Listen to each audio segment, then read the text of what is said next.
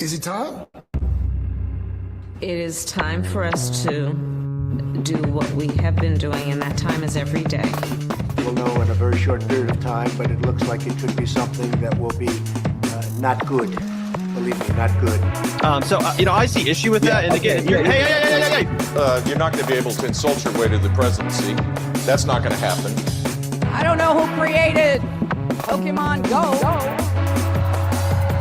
but I'm trying to figure out how we get them to have Pokemon go to the polls. I'm Ted Cruz, and my pronoun is kiss my ass.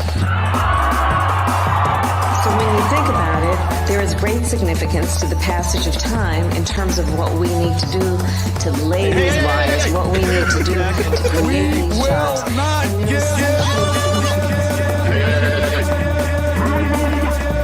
America is a nation that can be defined in a single word. I was going to put him. Not good. Believe me, not good.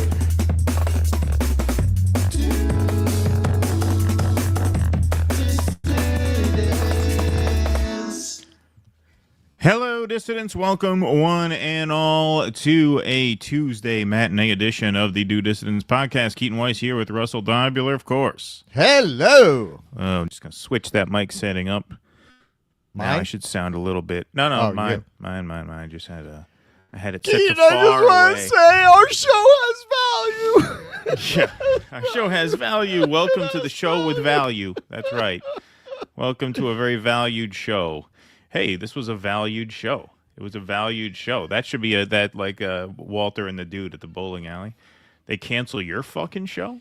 You got white bread like Mika and Joe going to Mar-a-Lago to kiss Donald Trump's ass, and they cancel your fucking show? They canceled my fucking show. That show really tied the network together. It was a valued show. It was a very valued show. It was a very valued show. Very valued show. This aggression will not stand. What about Chris Hayes? His ratings are even worse. Yeah, exactly. What about consummate white boy Chris Hayes? Exactly. What about most likely to be sexually assaulted in a Honduran prison, Chris Hayes? Yeah, right. Yeah, exactly. He's still got a show. He's still got a show. He can't be tearing it up. That's right. That's right. Hell yeah. Hell yeah. It was a valued show, as they say. Hey, folks, thanks for being here today. Appreciate it. This was a real broadcast news beginning to the program today. Seriously. But we made it. We made it, and we are here, and we are settled in. We got a great crowd filing in so far here. Why does it say 134 in the Rumble chat? Why is the Rumble studio all fucked up? The Rumble studio's fucked up. We have 406 in the Rumble chat, but for some reason it's not displaying. Is it even displaying Rumble chats in our queue? No, it's not. So the Rumble tech, Yeah, like it's telling me I have to sign into Rumble Studio, which it normally doesn't do because it's saved. Well, we're still getting Rumble rants. That's the good thing. We're still getting Rumble rants come in. But yeah, the Rumble chat. Something's messed up, yeah. Something's messed up in the Rumble Studio ends. Are we still coming through good? Let me just make sure we're still coming through okay on Rumble. I think we are because the Rumble rants keep coming in. See, one day without Dan Bongino and the whole place just collapses. I told you this is going to be a problem. I told you when he leaves, what are they going to do? How are they going to run that place without Dan Bongino? They need Dan Bongino. Without him, they're doomed. Okay, so that worked. Okay, so we are live on Rumble, which is good. I would ask for the chat to prove it, but the chat cannot prove it because the chat is not showing up. But yes, we are live and we are getting Rumble rants, so that is the good thing. All right, I will tell our point of contact there. Yeah, they need their star back. I mean, this is like the Yankees lose Aaron Judge. The next day, the toilets are overflowing in the bathrooms. The whole place falls apart.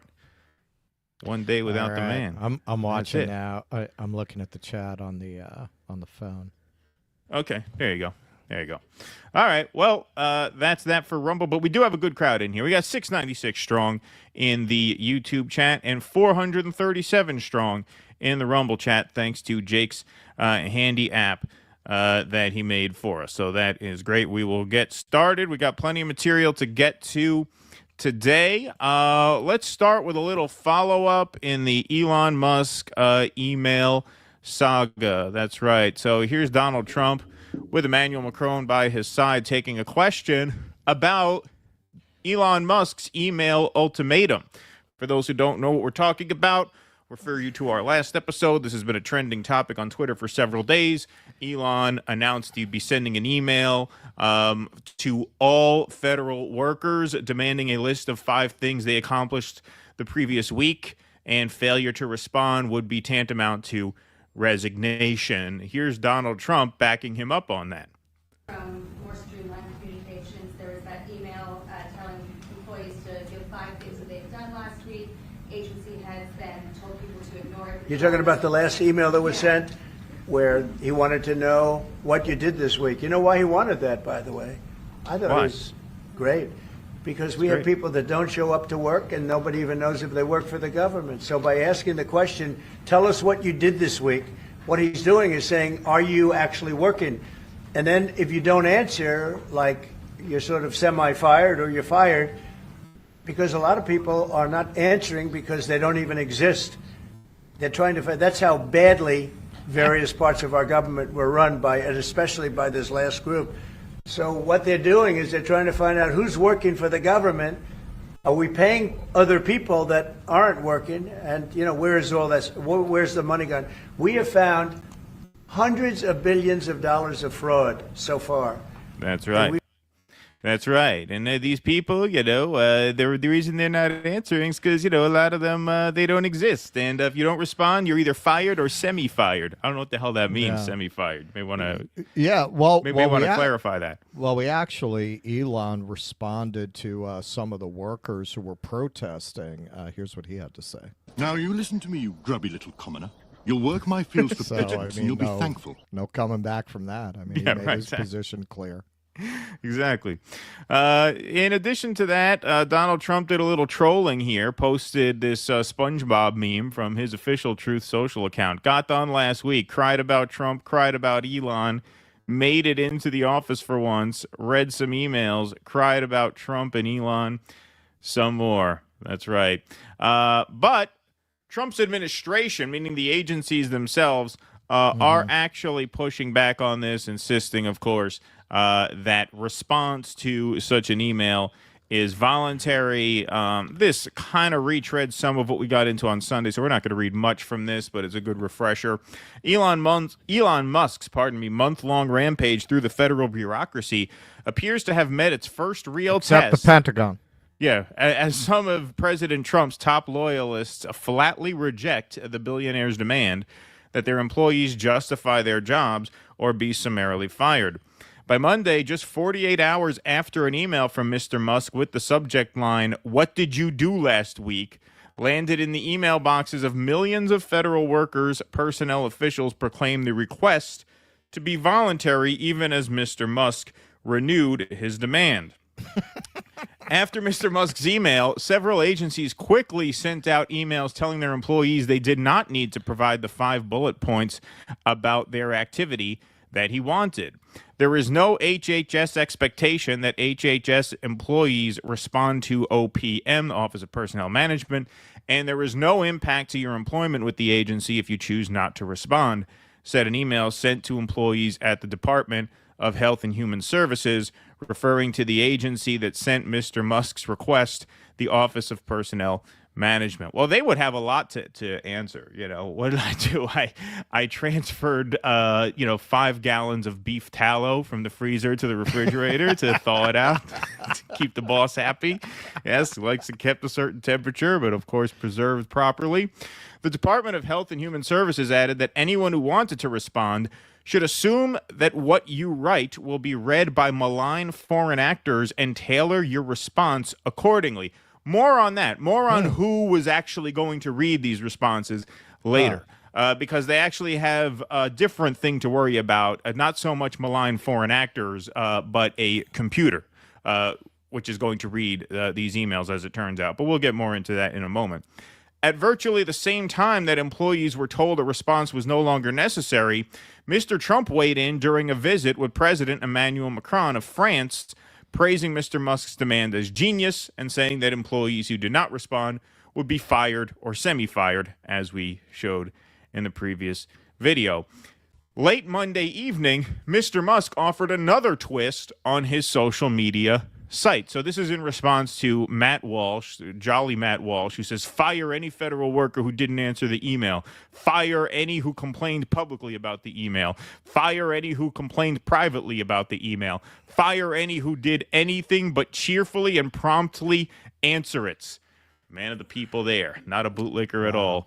Elon Musk replies to that with a quote tweet, subject to the discretion of the president, they will be given another chance. Failure to respond a second time will result in termination. Now, respond to who? That's the question, right? Health and Human Services said, assume that a malign foreign actor is going to read these, so don't disclose anything you wouldn't want them to read. But this is actually what you have a lot more to worry about, and this is really why I wanted to do this segment again, aside from the fact that this is a trending story that's worthy of follow-up.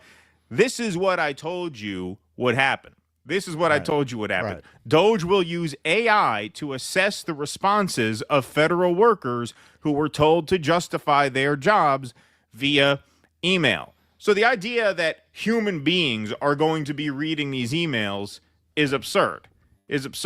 Now, in reality, this whole ultimatum that Elon's doing has no real teeth. That's why the agencies within the Trump administration itself are saying, don't worry about it. He's just having an episode, if you will. But this is what Elon's goal is. This is how they intend, all of these people, the Elon Musk, the Mark Andreessen, this is how they intend to reshape the economy as a whole. That's why this is an important story. Go ahead. Whenever Elon gives an order with his arm like this, you can ignore it. You can ignore it. If his hand is down here, you can maybe pay attention. Right. Responses to the Elon Musk directed email to government employees about what work they had accomplished in the last week are expected to be fed into an artificial intelligence system to determine whether those jobs are necessary, according to 3 sources with knowledge of the system. The information will go into an LLM, a large language model, an advanced AI system that looks at huge amounts of text data to understand, generate, and process human language, the sources said. The AI system will determine whether someone's work is mission critical or not. I knew we would get these comments. We always do in the chat and in the comments. Oh, what do you mean it's just like being censored by social media? Well, this is exactly what I mean. This is exactly what I mean. This is how tech operates. This is what they think of people. A request for comment. And so many people who still continuously blame us get censored from YouTube. So how do you think this is going to work? How well does that work? Right. How often do we have people saying, Mike, I've experienced it myself, like completely innocuous comments that just get scrubbed for no reason by the AI. So how do you think that's going to go? Right, exactly. A request for comment from OPM as to whether humans will be involved in reviewing the responses was not answered immediately. The White House declined to comment. But in response to a tweet about the usage of LLMs, Musk wrote on X that they were not needed here, and this was basically a check to see if the employee had a pulse and was capable of replying to an email. So this was a reply that he wrote to someone. Most people don't understand LLMs have changed the nature of management already, and this will be a bit of a shock to people. No LLM needed here. This was basically a check to see if the employee had a pulse and was capable of replying to an email. This mess will get sorted out this week. A lot of people in for a rude awakening and strong dose of reality. They don't get it yet, but they will. Yeah, I don't get what that means. I don't even understand what that means. I have no idea what that tweet even means. But then he doubles down. He gets angrier. He replies to Matt Walsh again. Matt Walsh, who says, I already had a low opinion of many federal workers, but now that I've seen them all melt down and cry because they're expected to provide the faintest evidence that they're actually accomplishing anything with taxpayer-funded jobs we've given them, I realize that my opinion, blah, blah, blah. I'm assuming he finishes that off with it's lower than ever. Elon quote tweets that one and says, the email request was utterly trivial as the standard for passing the test was to type some words and press send. Yet so many failed even that inane test, urged on in some cases by their managers. Have you ever witnessed such incompetence and contempt for how your taxes are being spent? Makes old Twitter look good. Didn't think that was possible. I have seen this kind of naked contempt for workers from billionaire douchebags like you many times before, and wannabe billionaire douchebags like you many times before, which is why I knew exactly how this would unfold if Elon had his way, which was to have AI rifle through and decide who keeps their job and who does not. I tell the story all the time about how I got deactivated as an Uber driver because when I did a selfie check to make sure I was the one driving the car, I had some facial hair that the AI mistook for a completely different person. And I was told that my account was permanently deactivated.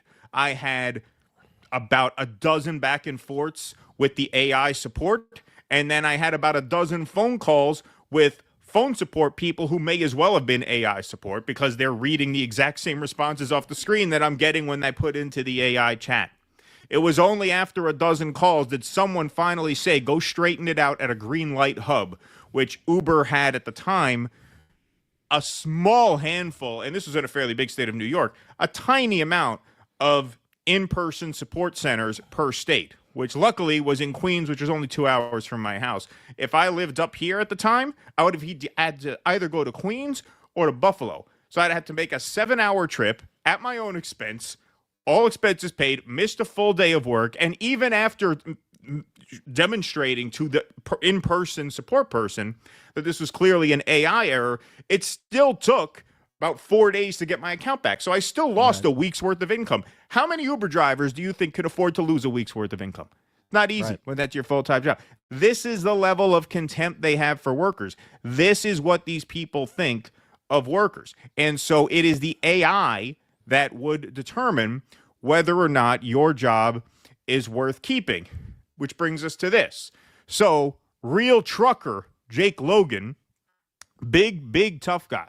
Big tough guy. Look at him. Look at him. Dear U.S. government workers, last week I worked 63 hours. I drove 2,600 miles. I delivered 130 gallons of fuel. See how easy that was? What's that? 130,000 gallons of fuel. See how easy that was? Sincerely, Jake Logan, American trucker. He really wants to get daddy's attention there. He tags Doge. He tags Elon Musk. He tags real Donald Trump. And it works. As you can see, bottom left-hand corner of that image, 16.7 million views. Just about all of them come courtesy of Elon Musk, who gives him the retweet. Real work. Real do you work. see, sire? The people love us, sire. Yeah, exactly. They love us. Of course, someone points out, not to be that guy, but that was only 3 bullet points. How a liberal would see it. No, not how a liberal would see it. How a robot would see it. Which means if they're looking for 5, it's very possible that the AI would be looking for 5 bullet points. Right, and if it only saw 3, it would flag it would and fire say, you. tank Right. this guy. Right? Right. It's very possible Exactly. that's how thing would work. Doesn't matter how hard you work. You think Elon Musk gives a shit how many gallons of fuel you deliver, how many miles you drive, how rugged you look, how hard you work? They don't give a shit about any of that. You are garbage to them. The reason you know that you're garbage to them is they're not even going to have a human being bother to read these emails. This is really just an exercise in harassment on their part because, hey, why not fuck with people to prove to the chuds that we're taking out the trash? Nobody's going to read that. No one cares. This is what's so pathetic about this, is that this guy, this big man, tags Donald Trump, tags Doge, tags Elon Musk, expecting Daddy, to actually notice be appreciated. me, please. Daddy, Right. Daddy, look at me, please. Look how hard I'm working. Exactly. They expect that they'll actually be appreciated, which of course they're not. And like I said, you can cry no tears for government workers. If you don't have any tears to cry, that's your business. I know the straw man is that these are all FBI agents and deep state operatives and CIA. These are pencil pushers. These are people with a fucking job. Like they have a job. That's what they do. If you live in Virginia Bob, or Maryland, who processes odds are claims you got a job like that. Right. Yeah, Bob, who processes claims at the VA. He's working with the deep state. Exactly. Exactly. And this is how a lot of workers already have to work. This is so these are a list of some of these gig apps that already employ. They don't really employ them because they're contractors. They put them on as contractors so that they can treat them like garbage and basically have an AI determine whether or not they're allowed to work for them anymore. This shit happens all the time. If you're a DoorDash driver and you deliver an order and, the customer says they didn't receive it. That happened to me one time where a customer put a weird note in the order of where I was supposed to leave the order. And, he says he put it there. I didn't see it. Maybe he did, maybe he didn't. But he got all pissed off at me and said, what the fuck, man? You're supposed to bring it up the stairs or whatever. He claimed he didn't get the food. And I got a contract violation. Now, I pled my case, but they didn't take it off. It's an app. This is what it all comes down to with these tech people. Move fast, break things is the ethos with them. Right. So when it comes to a company like Uber, they know that when they leave deactivation and firing decisions up to the AI, they know the AI is going to make a certain amount of errors per year and that it's going to fuck over a certain number of people who don't deserve to get fired. It's going to completely fuck them over, completely take away their income. 60% of Uber drivers drive full-time. They do not make a lot of money as it is. They know they're going to fuck over thousands of people a year with the AI. But they decide in their minds that it's worth it for them to have those few thousand people a year get wrongfully terminated because it would cost too much money to actually staff the phone lines with autonomous support agents, not just drones who read off a screen, but actually autonomous people. They would cost too much money. It would cost too much money to actually hire enough people who can handle things in an ethical and responsible way. So they figure, fuck it. We'll save money, and rather than hire people who can do things the right way, we'll just delegate it all to AI, and yeah, it'll make a certain number of errors per year. A few thousand people will get fired for no reason whatsoever per year, but it's still worth it because we still save money in the long run. That's all they care about, which means the worker, the person, according to these people, is nothing. You are nothing. You are a number. You are a number on a page. They could give a fuck what happens to you in any circumstance. And this is their vision, not just for how to run the government, but how to run the economy. All of them. All of them. Every single one of these people who are now unofficial arms of the Trump administration, thanks to this merging of MAGA with big tech that happened over the summer with Elon's endorsement first, and then one by one, they all fell in line. Andreessen, now Mark Zuckerberg, right? Larry Ellison, Sam Altman, they're all lining up. This is the future they want. This is the canary in the coal mine. So even if you don't cry any tears for the federal workers, understand this is their vision for how the entire world will run. And it's not that far off from happening. Okay. So a few points. I've been looking at a lot of the comments, a lot of the misperceptions that people have, a lot of the things they're really not thinking through, it seems. So first of all, federal workers as a category are not the FBI. Okay. Keaton said straight out, I think as clearly as a person could say it. I hope they all starve in the streets. Right. Regarding the FBI agents that got flushed out. Regarding the FBI. So we're not talking about that. We're talking about, Steve, who works at some government office, who has some kind of a job within the system. Now, if you want to argue that the government has a lot of jobs that, given where technology is now, technology could probably do those jobs, or you could trim the fat, I think that's probably true. Even before they started doing this, we made the assumption they'd go in there and this is kind of what they would do. They would find some things that could be consolidated or computerized or turned over to AI. And at best, that's what they're doing. But if you notice, they haven't gone near the Pentagon, which is the enormous source of waste. Because if you're not going to mess with the Pentagon, and they're not in a substantive way, mark my words, not in a substantive way. Yeah, little optics, little symbolic gestures, cut a program here or there. They're not going to overall really do anything about the Pentagon. So what do you have to do at that point? You have to really pare down the whole workforce of the government.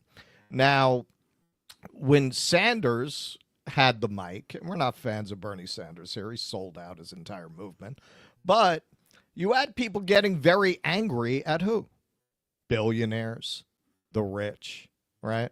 Now, the establishment Democrats would not allow that movement to grow, but people are very angry, and they see they're getting screwed, and that has to go somewhere.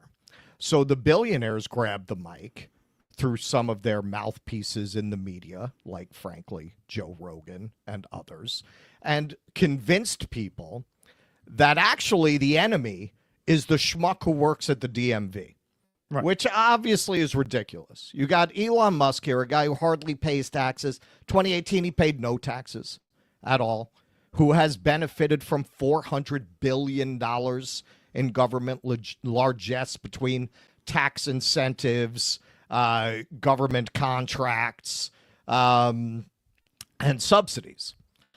So this guy, this illegal immigrant, actually overstayed his visa in the country. That's another one of these ironies. He's an illegal immigrant himself. Who just maybe that's why he's so pro-Israel, because if you criticize Israel while overstaying your visa, you get booted out. That must be it. A few months ago, he I lost my train of thought. You threw me. Oh, I was cooking. I know. Well, sometimes you pepper in a joke, so I figured I'd try to pepper in a joke. No, fair enough. Fair enough. All right. So when you look at what the consequences are going to be of firing these people, let's say that they don't actually need to be there. All right, so you're worried about unemployment. They're getting dumped out into the same workforce that you're in, right? Like they're going to be in that workforce.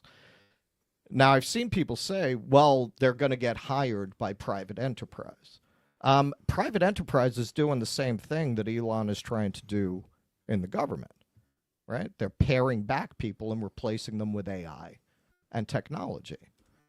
So what do you think's going to happen with all of these people competing for your job? Now, I understand a lot of people are in a position where they're very broken. They feel very powerless. And this is a very old trick of autocrats, of totalitarian regimes, to direct your attention not to the people up here, but towards the person next to you. The person next to you, that person is getting something they shouldn't be getting. I want to ask you how you think, if you believe this is giving you power, this is making you powerful, this is going to benefit you. How does let's say the government is a big make work program. Let's say it is. Okay, well, it's making work, right? So, right. So how is making less work going to benefit you? Have you thought about this? Like, as you cheer for these federal workers to be fired because it makes you feel like maybe your situation isn't as awful as it is because someone else just got put in an even worse position than you're in, a schadenfreude, not putting $1 in your pocket. How are you going to benefit from this? Are you assuming that once that's done, the economy is going to roar? Because remember, even as they cut back the federal government as much as they can, this is a smidgen of the spending in the government, really, because they're not going to go after the Pentagon. If this were really just about waste, it would have gone to the Pentagon first, right? Like, wouldn't that be the biggest, the place that has failed 7 audits? Isn't that the first place you would go? That should tell you what bullshit this is immediately. The fact that immediately they got rid of the Consumer Financial Protection Bureau. They crippled the NLRB. You know, I've seen some people say, well, wait to see what they do. You don't have to wait. They're doing it. They're doing it. They're doing it now. They're doing it right out in broad daylight. Look at what they talk about in regards to free speech, and look at what they don't. They're cracking down on speech regarding Israel and then complaining about a lack of free speech in Europe without ever addressing that particular issue. You don't have to wait to see what their priorities are. They're telling you. They're telling you very clearly what their priorities are. They want a world where all the workers are desperate and have to write up bullet points to guys like Elon Musk about what they do. Now, there is a broader issue here of how economies that are based in capitalism can survive AI technology if it actually delivers. Some people say, you know, it's not going to be able to do what they're claiming. But we already see impacts on workforces, right? So it's going to deliver some of that paring down of work requirements. How is that going to benefit you? And I got to ask you, Mr. Spends all day bitching on YouTube about stuff that guys you don't know say about stuff that they read. Do you think you're going to be the one that gets elevated in the kind of world that Elon is envisioning? Do you think you're going to be one of the winners in a scheme like that? In this scheme, suppose it's meritocratic. What do you think that's going to mean to them? It's going to mean a bunch of tech nerds like Elon. Of course. Right. In a world where you don't need labor anymore, And that's part of what this is about. They're doing it in the private sector, and he's bringing it to the public sector. In a world where they don't need labor, well, you could do two things. You could go communist, essentially. You could have the Star Trek future, right, where nobody needs money because there's so much plenty, there's so much productivity from the technology that you can just kind of self-actualize or whatever. Or you could go feudal. You could go feudal, where the people are just starving peasants, and there are a few very rich people at the top benefiting from that system. I want to ask anybody who thinks their intentions are very noble, which of those futures does it look like these people want based on their actions? Which of those futures? One that benefits you? The people who are working people who are cheering this on, they are the proverbial chickens rooting for Colonel Sanders. And they're gonna find that out. They already sooner are rather it than out. later. A lot of people already are finding it out, and I would say, it is really not the future. That is really the present that we're living in. Now, a lot of people call it feudalism to differentiate it from capitalism, but that is where capitalism leads when capitalism is in the hands of these people. And I would argue as technology advances, capitalism will inevitably be controlled by these people because these people are able to consolidate unprecedented amounts of wealth. For example, Elon Musk, the $400 billion man, and growing. They've already brought feudalism here to a very large extent. And they have sold it to the public because they've convinced the public that it's not feudalism, it's capitalism. And that the reason why so many of you are nowhere is because you're not good enough to get somewhere. And people will root for this and root for this and root for this because they have been psychologically broken by propaganda and brainwashing. Just that's how you get to a point where that guy here, I'll bring him up on the screen again, even though I got rid of it. Where is it? Yeah, that's how you get to this guy here being so proud of himself that he thinks he's going to get noticed and appreciated by Elon Musk and Donald Trump. Look at the work I did. Aren't you proud of me? Well, this is the future that is here. It's really not even the future. We're here. Well, and this is kind of a bugaboo for me, but it's really encompasses how mentally broken down people have been. They can't really make an argument that the Consumer Financial Protection Bureau was a bad agency for people. They really can't make that argument. So they have to imply something about it. So you'll bring it up. Elizabeth Warren she made $40 million. Not from the agency, but she might have. Whatever, man. We're not fans of Elizabeth Warren for reasons that if you came out of the Bernie campaign, you would know. But yeah, I mean, all of these scumbags that you're cheering for who are in Congress and the Senate, they all do insider trading. I haven't looked into that particular claim. Has she made $40 million since she's been in the Senate? I mean, it wouldn't surprise me. Maybe it's true. Has nothing to do with the Consumer Financial Protection Bureau. I've seen people talking about this is how desperate they are. How the head that they just fired, Rohit Chopra, he had worked for McKinsey at one point. Right. I promise you, if you go through all of Trump's staff and cabinet picks, you're going to find people who worked for McKinsey. McKinsey is this enormous gateway into power and prestige in Washington. A lot of these people, it's not a Democrat thing, it's not a Republican thing. Well, Tulsi was a young global leader. Aren't you guys all fucking wild about the young global leaders and Davos? How about that? They can't come up with a reason to hate this agency, but they have to convince people that this agency was some kind of a corrupt enterprise in order to get them to cut their own throats. And that's what you see throughout this entire mindset. Your firing federal workers is not going to trickle down to you. If anything, you're just going to have more people in the private sector competing for your job. Now again, there is a bigger issue here. Like if you want to ask, well, so what does that mean? You just keep people at jobs that aren't needed? And I would argue most of these jobs probably are still needed. But let's say 10% of them are not.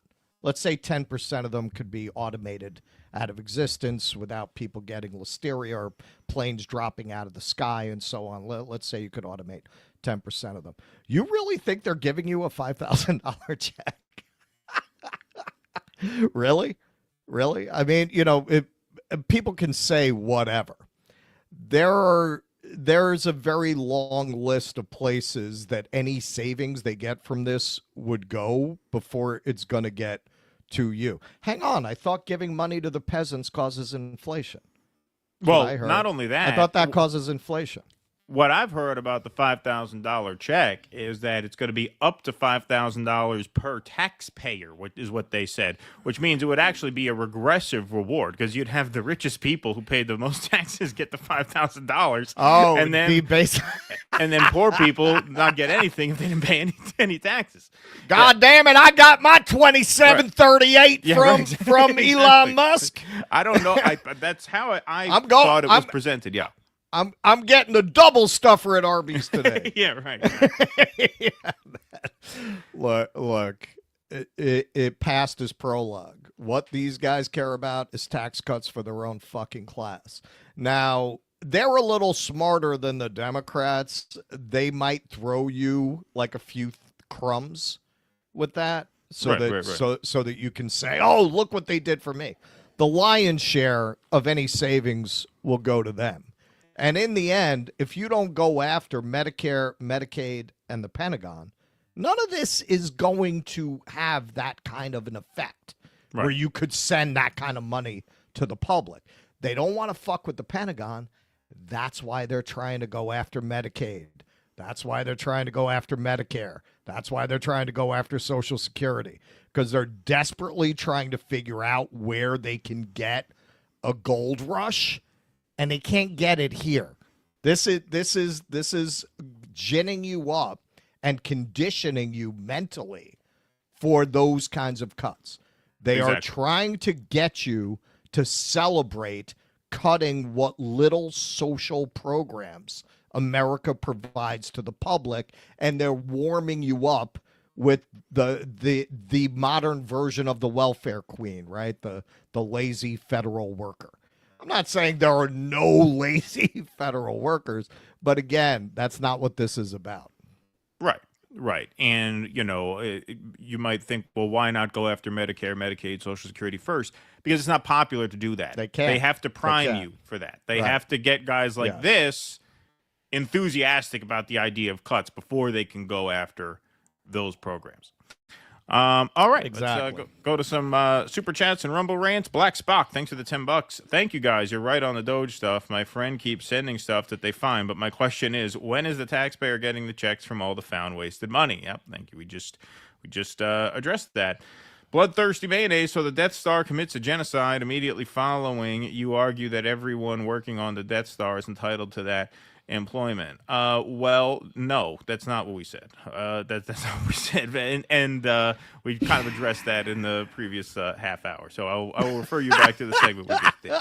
We have a lot to do today. Dude, man, there are some people who just cannot get the dick out of their mouth. They just can't.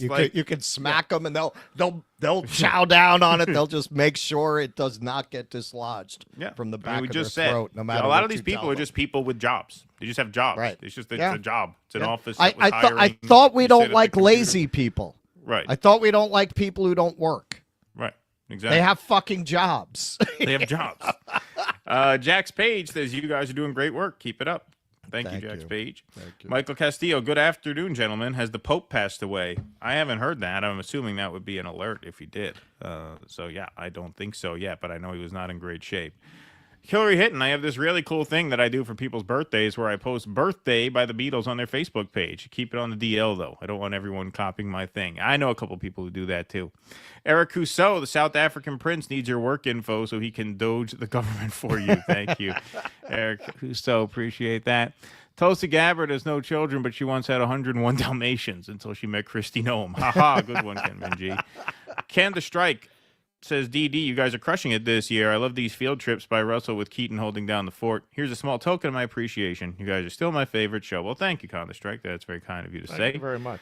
You know, I got to say, Seattle, usually if you travel anywhere from New York, you're like, wow, it's so cheap.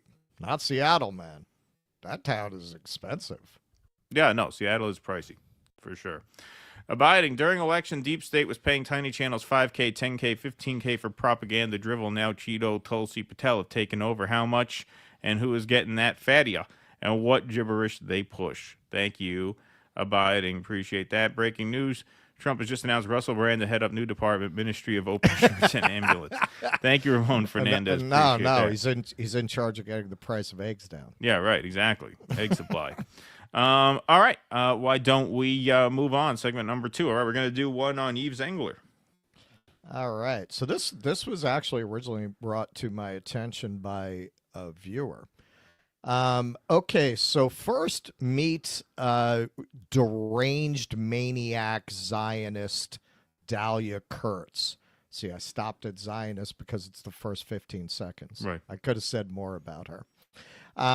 Okay, so she's just absolutely horrible, deranged, what I like to call a typhoid Mary of anti-Semitism, spreading it everywhere she goes. So here you see a very typical post of hers, Intifada, quoting the video.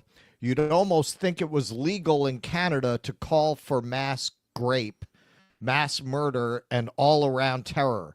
On a scale of 1 to 10, how sick of this are you? So typical Zionist tactic, equating protesting for Palestine with terrorism. Right. And as Max Blumenthal says, Intifada means the shrugging off. Does not mean what she says it means. Allahu Akbar. Who prays whilst blocking a main street, hovering over banners that promote and incite terrorism? Toronto. Mass deportations now banner at mall in London, Ontario. Who's with them?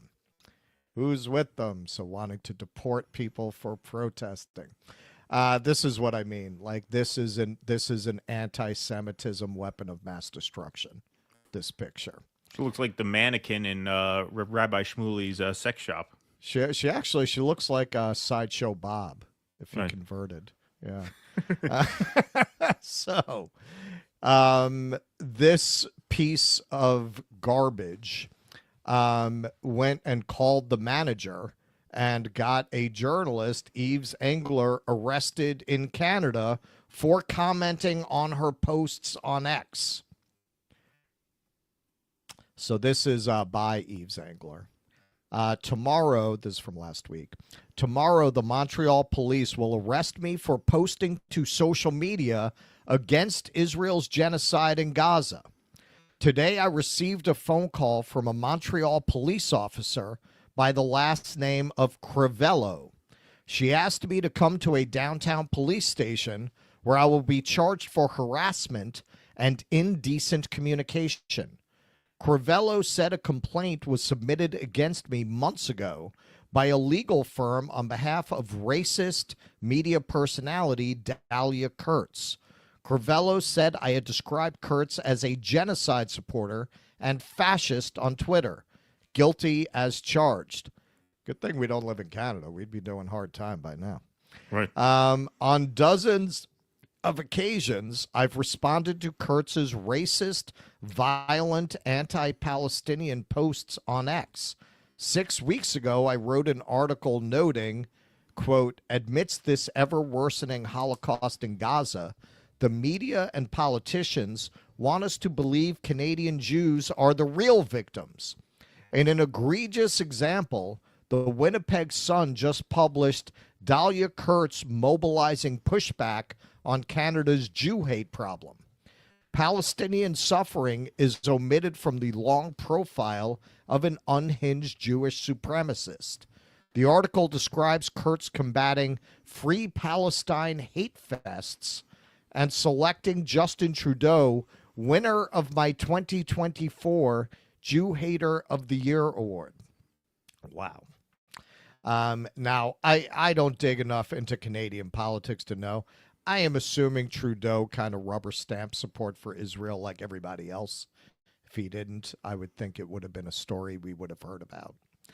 The only real thing we've heard from him was a very, very mealy-mouthed, kind of forced admission that he's bound to uphold the ICC arrest warrant because they're a signatory to the Rome Statute. So, like, that's he didn't, what it is. He didn't tell them, fuck them, we're Netanyahu's welcome here. He said, yeah, we'll abide by international law, whatever it is. Yeah, that's all right. And she's the kind of psycho who would award him Jew hater of the year. Right, exactly. Because he didn't openly defy the ICC and welcome Netanyahu. Because he's trying to follow international law. Right. Okay, so here's an image of the Typhoid Mary of anti-Semitism here, and the article he's referring to.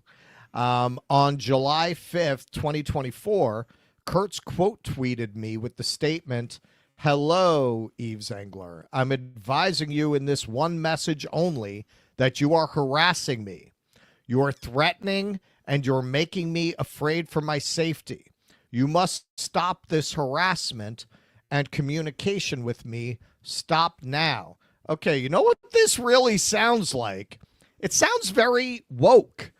That sounds very woke. The idea that speech is harassment, the idea that expressing a political opinion in response to a political post is making it sounds like she wants a safe space. She wants a safe space. I thought the right-wing people were against all that, but apparently not if it's about Israel. She quote tweeted a message I posted 6 days earlier noting, quote, "Racist Dahlia supports killing Palestinian children. 20,000 is not enough. She wants even more Palestinian blood spilled," unquote. As an ex-user noted immediately, and Kurt surely knows, the platform has a mechanism for anyone who no longer wants to hear from another user. They can block that user. But why block a user when you can call the manager, right? Kurtz has chosen not to block me, but instead pursue criminal charges. What a piece of work. I've never met Kurtz, nor have I messaged or emailed her, nor have I threatened her. I don't even follow her on X. Twitter's algorithm puts her posts in my feed. Apparently, the legal firm assisting Kurtz is that of Neil Oberman, who is running for the Conservative Party in the upcoming federal election. Oberman has launched a slew of lawsuits in recent months against different institutions and individuals opposing genocide. On 2 occasions, I videoed myself questioning Oberman about his lawfare at the service of Israel's genocide. As part of releasing me from detention, Crivello is seeking to have me accept conditions that stop me from any interaction with Kurtz. As the father of a 2-year-old and 7-year-old and author of 13 books, it's beyond absurd to suggest I'm a threat to Kurtz, but I am willing to sign this condition to avoid jail.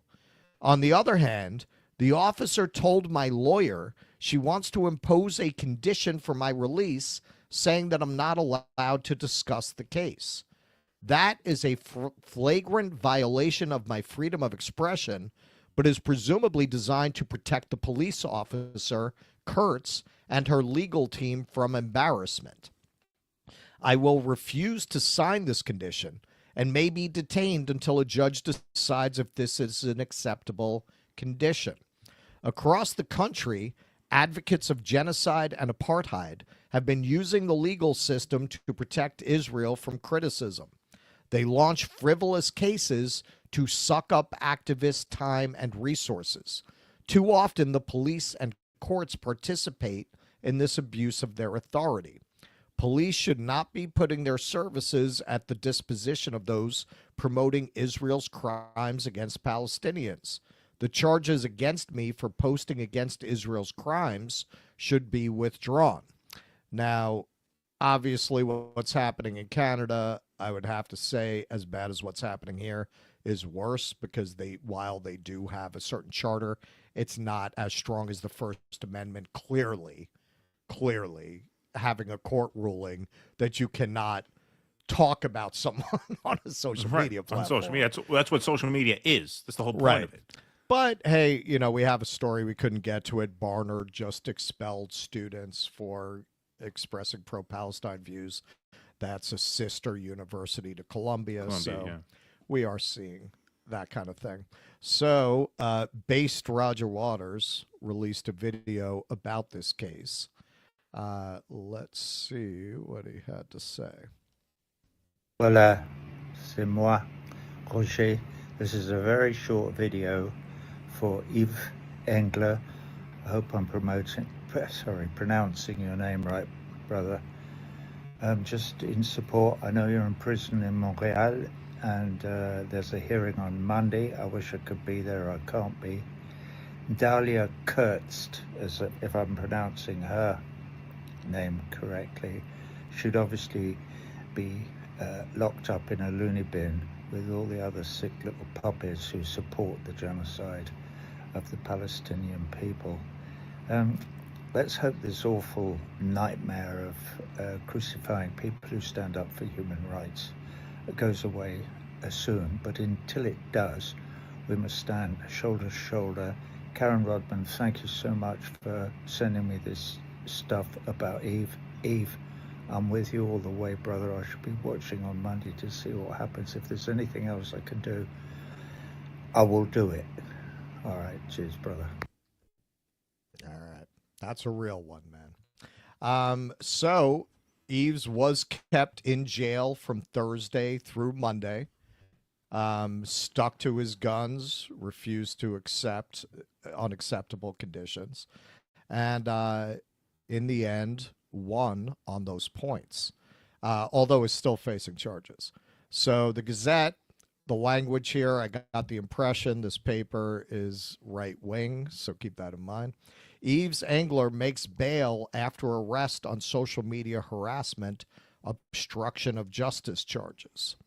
A judge has granted bail to political activist Yves Engler, who had been in custody since his arrest on Thursday on charges of harassment based on social media posts and obstruction of justice.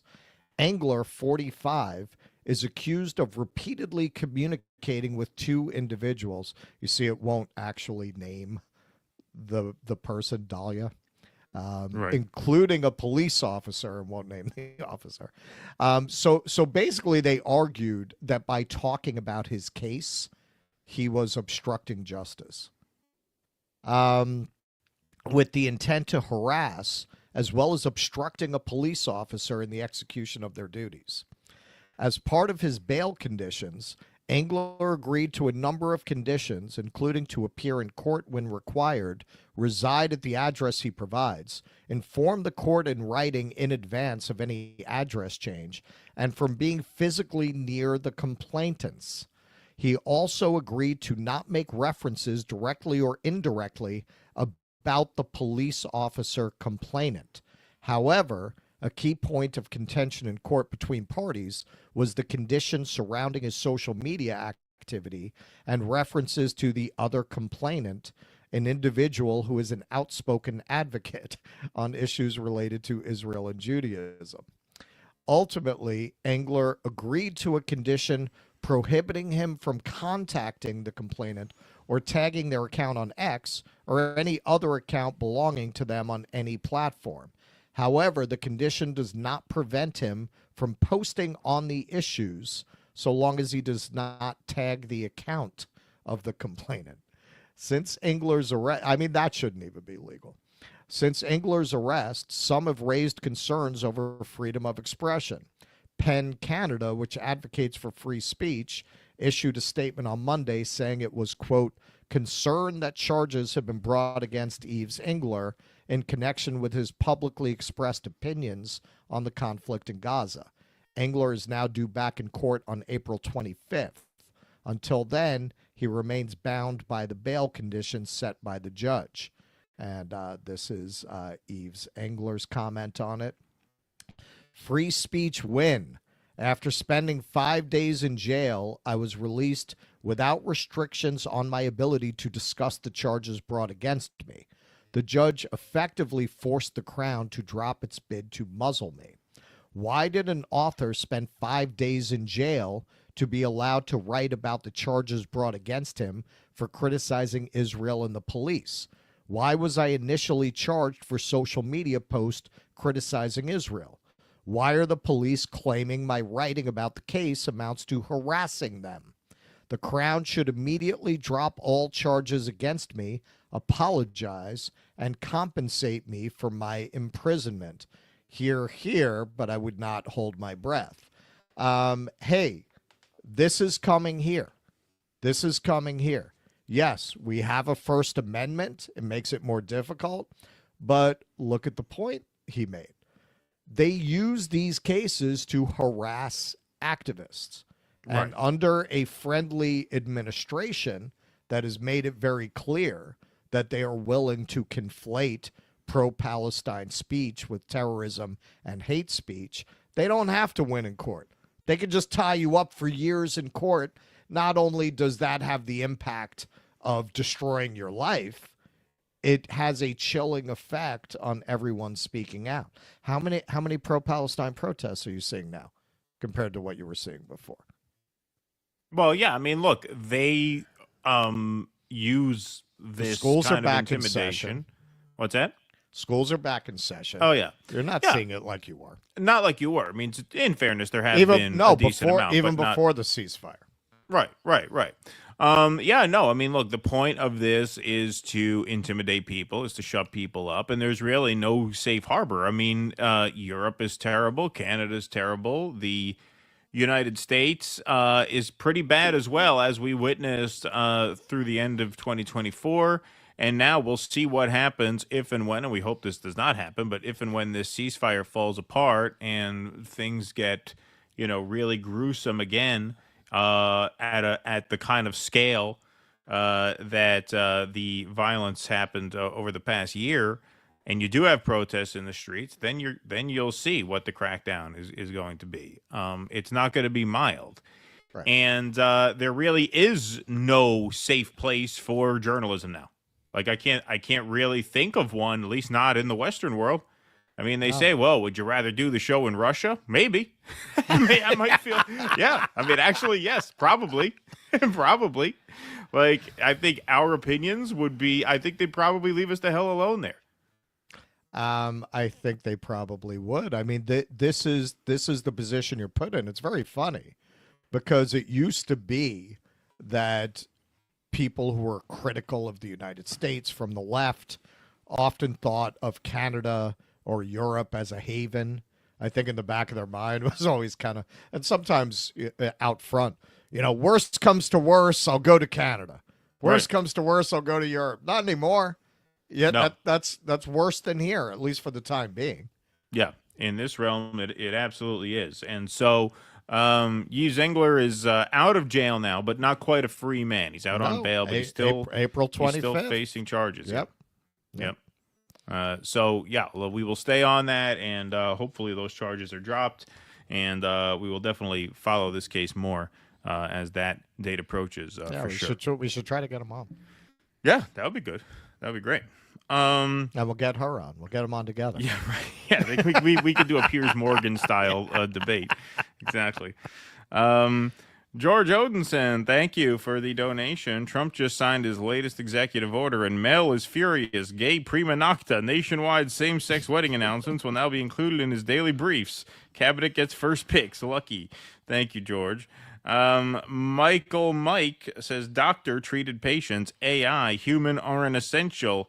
You're fired. Thank you, Michael Mike. Sir Bikes a Lot Day. I hear Musk is supposed to visit Fort Knox. It's like watching a CEO inspecting his new purchase. Yeah, there you go. Good one. Appreciate that. Brendan McNamara said there is a lot of fat to trim, but this isn't how you do it. This is how you weaken the dollar by damaging the infrastructure of a robust civil service. Thank you for that. HR says they can only destroy, they cannot rebuild. Philip Blair, thanks for the $2, says, make our cabbies local again. MOCLA. Thank you for that, Philip Blair. Perry Stein says, also the establishment tells white workers that government workers perceived to be black are the problem, not the rich. That's an interesting point. I saw there was an article going around that said that, a lot of black workers are federal workers, that federal jobs have generated a lot of the black wealth in this country. And so that is another point there for sure. That's interesting. Eric Rousseau, Vigor must evolve. Carbon units are no longer essential. Keaton didn't get that. Don't get that one. That's the first Star Trek movie.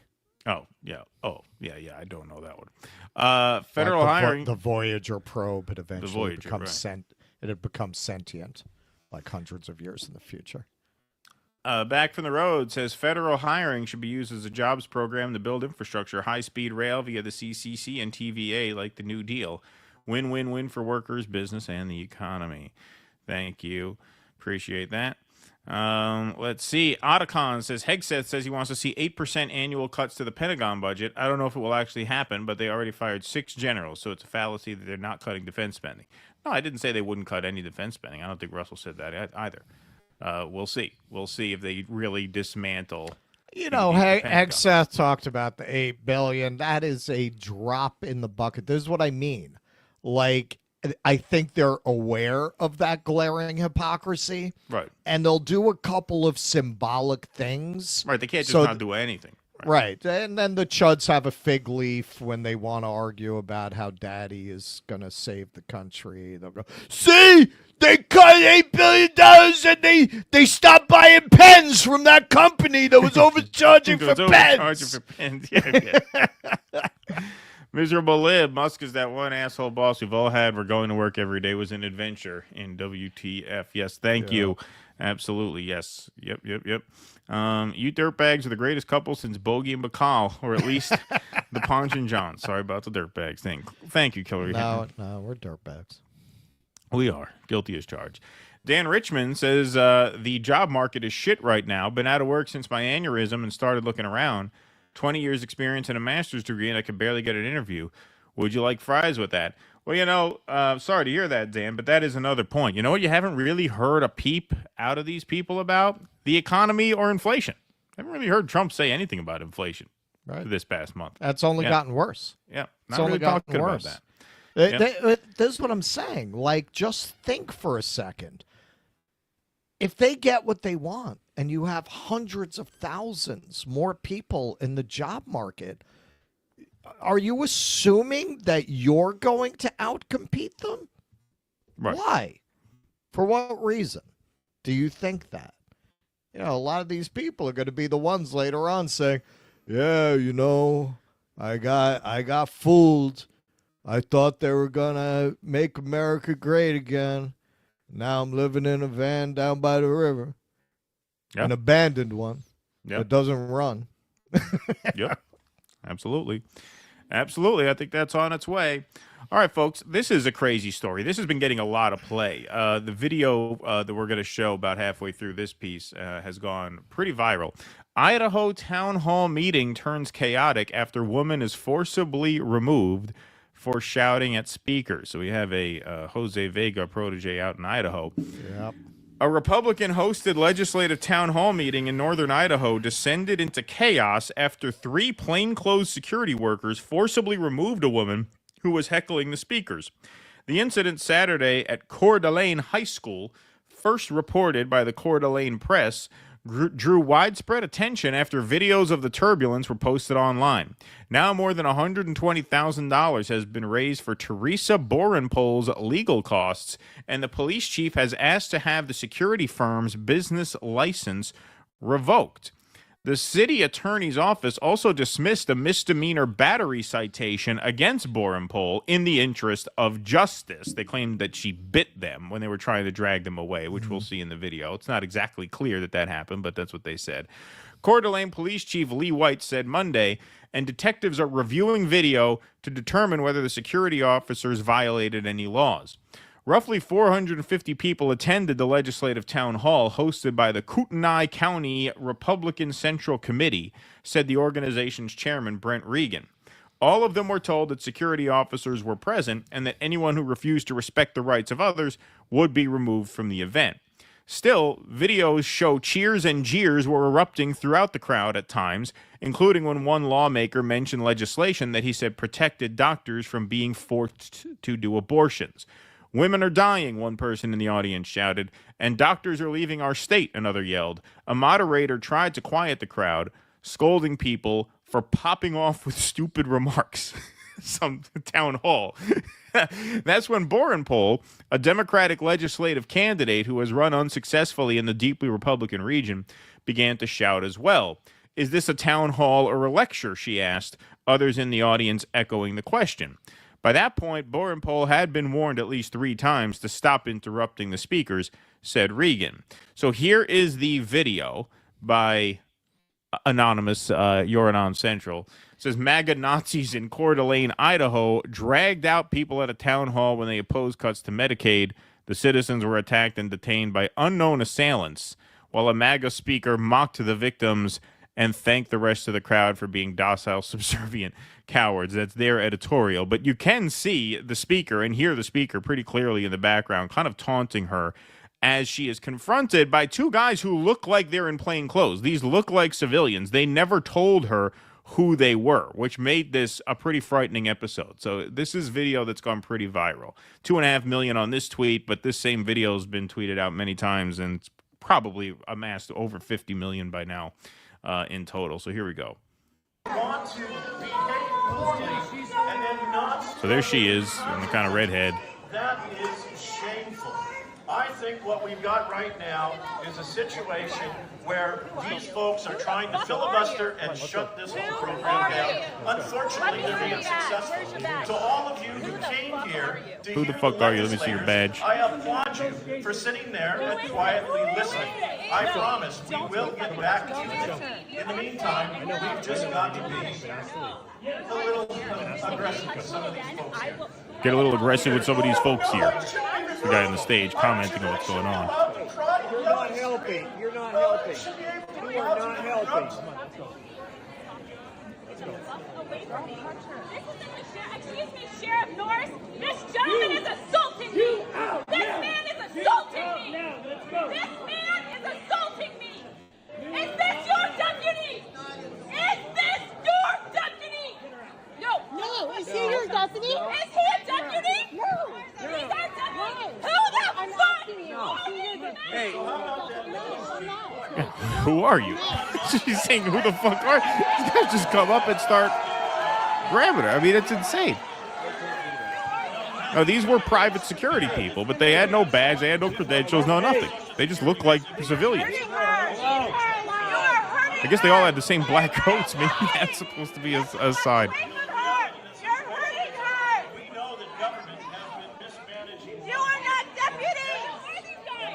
We know the government's been mismanaging money. Who are you? Show your badge. Who are you? They don't answer who they are. They don't say we're with we're security. Or they say anything. They've been asked about 10 times who they are. Who are you? Do you have a badge?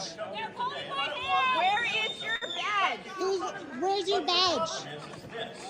They didn't come here to listen, they came here to interrupt. Isn't that what Elon is exposing in Washington, D.C.? Isn't that what Elon's exposing? I mean, this is just like, yeah, man.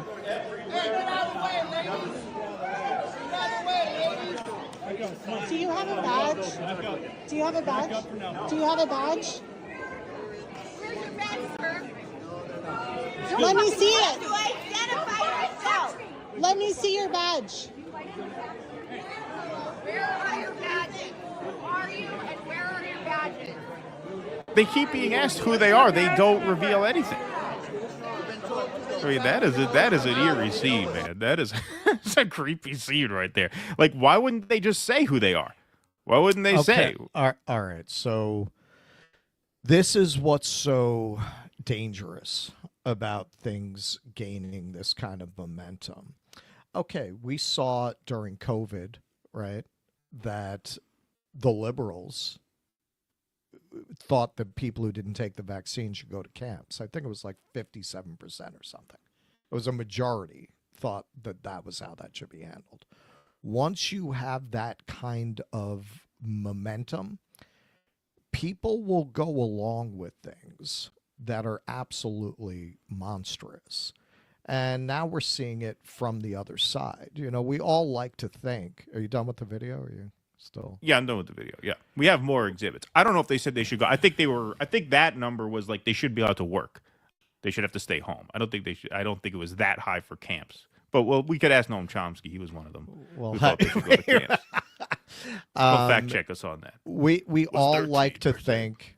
It's one of the things that has, you know, fascinated for so long about the Nazi regime, that the Germans, who were, you know, kind of known for being a very sensible, very scientific, very rational people, could get caught up in something like that. And it does say something about human nature.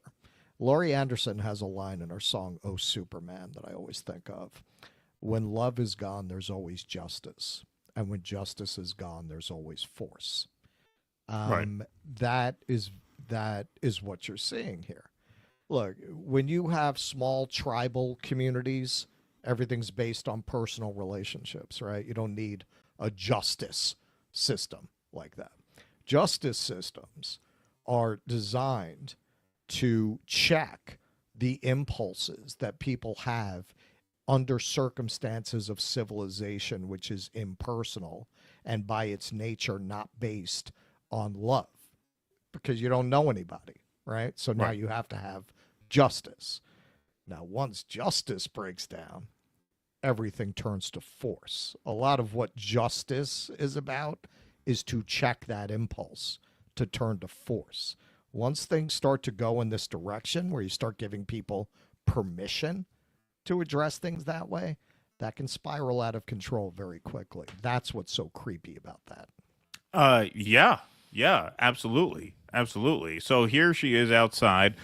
James Weston says, in any other Western civilized country, that image, the Idaho town hall meeting, would have erupted in the countrywide protests.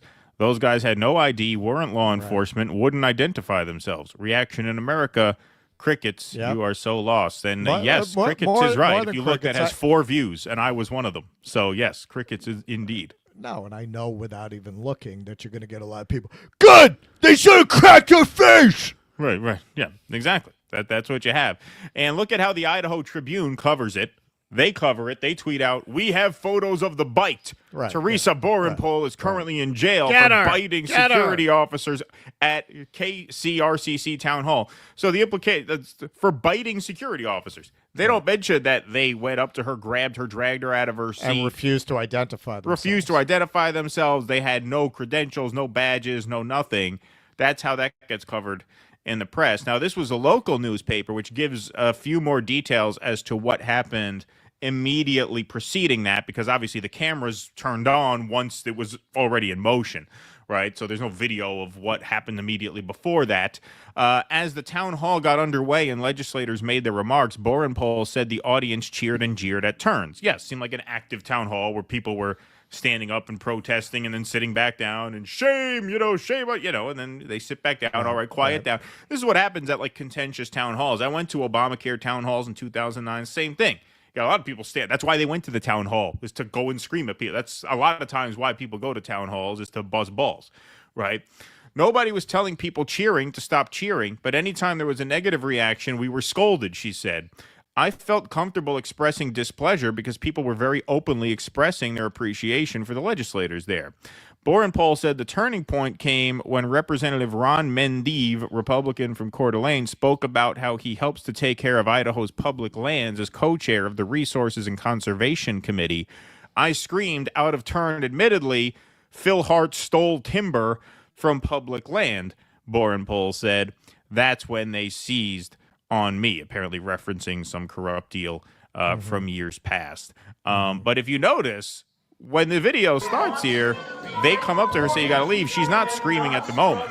She just kind of sits back down, which is in keeping with what that reporting says, that people were getting up and screaming bullshit and then sitting back down and it's a tense kind of back and forth, as a lot of town halls are. Back to the AP article. The man worked for the private security company Lear Asset Management, based in Hayden, Idaho. Messages left for CEO Paul Truett were not immediately returned. The men appeared to have violated Coeur d'Alene city ordinances, which require security personnel to wear uniforms with the word security clearly marked in letters no less than 1 inch tall on the front of the uniform. White, the police chief, told the Associated Press, said he had requested the revocation of the company's business licenses and the security agent licenses from the individuals who were involved. Now, according to the reporting, the sheriff was present. She mentioned Sheriff Norris, is this your deputy? Apparently, the sheriff was dressed in plain clothes and a baseball bat. I guess it's a small town, so I guess she knew who the sheriff was. And so she asked him, what's with these people here? Who are they? What are they doing? Now, Regan, the Republican chair, said she was warned a few times. It's possible she was warned by the sheriff. Then you would assume there would be police, or the sheriff alone can threaten you with arrest. Like the sheriff could say, hey, ma'am, if you don't leave, you're going to be placed under arrest. It seems to me that the reason these governments, especially small governments that don't really have a lot of time or resources to pay out lawsuits, they hire these private security firms so that they can do their dirty work for them, so that the police don't have to drag her out, so that she can't sue the cops. It's the private company's business. So then when something goes wrong like this, they could say, well, we need their bit. It's on them, right? They weren't uniformed properly. They didn't conduct themselves properly. It's not on us. It's on them. But apparently the sheriff did signal to them to go get her, right? And so rather than handle it himself or have a couple of officers there who say, ma'am, you got to go, he said, go get her, go sick her. Now, if what she says is true, which is that they came to her because apparently, according to the multiple reports, a lot of people getting up and peppering criticisms. She claims they singled her out when she accused someone of fraud, which makes sense given the fact that she was kind of sitting quietly at the time they came to get her. That would also explain why they sicked the private security guards on her, because the police don't want to get involved in a situation where it's a violation of her free speech rights, right? If it was politically motivated, you'd definitely want to outsource that to a private company. Right. So this is another element of fascism, too, is that the police outsource law enforcement duties to private for-hire mercenaries who can go and act in ways that the police couldn't get away with because there'd be a lawsuit, right? Because if the government comes and drags her out for accusing someone of committing a crime, yeah, that's a violation of her rights. They can be sued for that. What are you going to do here? I mean, you might have a lawsuit against the company. The town's trying to blame the company. But the town's hands are relatively clean here because they're able to blame it on these schmucks who didn't do their job the right way. So yes, that is definitely a fascistic scene at that town hall. And it's, we're starting to see, on a slightly different note, town halls get rowdy like this. People are starting to rebel slowly but surely, and they should. Right. Yeah. I think it's very easy because, they're very visible to not realize how unpopular a lot of what's happening is right now. I mean, that's something Jill Stein was right about when we were interviewing her the other day. I mean, Elon Musk overall is underwater. Yeah, his approval ratings like in like the 30s. Yeah. Yeah, people are not for this, but the people who are for it are very visible, particularly online. Especially on his platform. Particularly on his platform. So you would get the sense that everyone's just cheering for this. This is a situation where the Democrats, by standing for nothing, lost to people with a deeply unpopular agenda who nonetheless stood for something. Right. It might be terrifying, horrific. It might be something that's going to destroy the lives of most of the people who think this is going to benefit them. But it's something. Yeah. They promised them something. Well, that is true. Can't say it's nothing. Chains. We gotta clip that. Yeah. Well, that'll be J.D. Vance's campaign slogan in 2028. Hey, it's not nothing. It's not. That'll be all they have to run on by that point, I would think. All right. Let's see here. Space 99 Yak. We dealt with Fox News cult for years. Then the left became the cult in 2016, and I thought MAGA finally woke up, but nope, right back to cult thinking. Yes, 100%. Jax Page, thanks for the $5 again, Jax. Thank you. 30% of federal workers are veterans compared to 5% of veterans in the general workforce. Is that Thank true? you for your service. You're fired. I hadn't heard that. I mean, I have no reason to doubt that. But let's research that. That might be good for Thursday. Yeah, that could be very good for Thursday. Thank you, Jax, for that tip. Appreciate that very much. Christian Fortin, thanks for the 10 Canadian dollars. We in Senegal asked ChatGPT why Musk is custard-faced. The machine seriously answered it is likely an issue with his lifestyle, as he's seen drinking lots of alcohol, drug use, large sugary coffees. Randy Ray says, Russell, did you visit Pike Place Fish Market while in Seattle? I did. It was right down the road from me. That was where I had my final breakfast, actually, yesterday morning.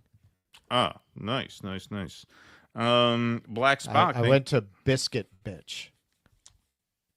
So is Pike Place the same as the public market? Is it the same thing? Yeah. Yeah, same thing, right? That's where the first Starbucks was, right? Yeah.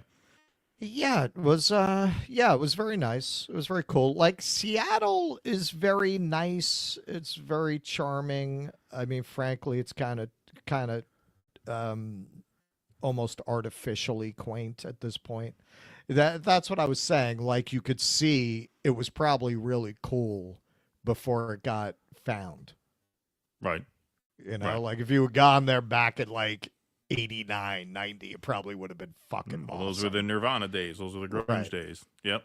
Right. And now you can see they did what they did every place else. They packaged what was cool about it and sold it back to itself. Right.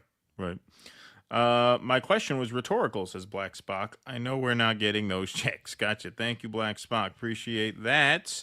Heinz Riemann, a class analysis would have told you that these government workers will always be loyal to the system as they were on every issue until now. F them. What do you mean by them?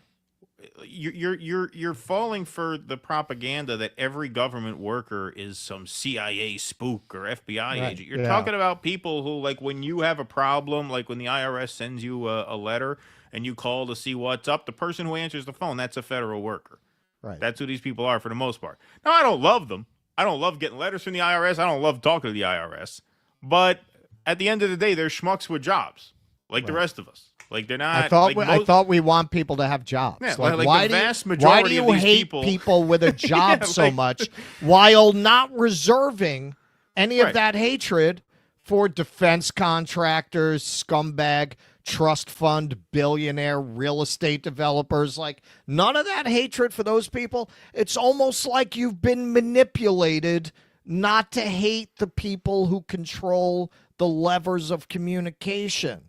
People with power, people with money. It's almost like you've been manipulated to get furious about the schmuck who works at the DMV, even though that's not going to do one fucking thing for you. It is not going to put 1 red cent in your fucking pocket, unlike taxing those scumbags might. Right, exactly. And, Heinz uses, I think, your first time super chatting us, so I don't know what your politics are, but I think a lot of people who do have a well-placed hatred for defense contractors and the establishment, even a lot of them have been psyoped into thinking that these federal workers are part of that cloud. Right. Some of them are, surely, obviously. Sure. If you work for the Pentagon, you're a federal worker. And if you're high up at the Pentagon making a lot of money off of bombing countries, then sure, I would include you in that.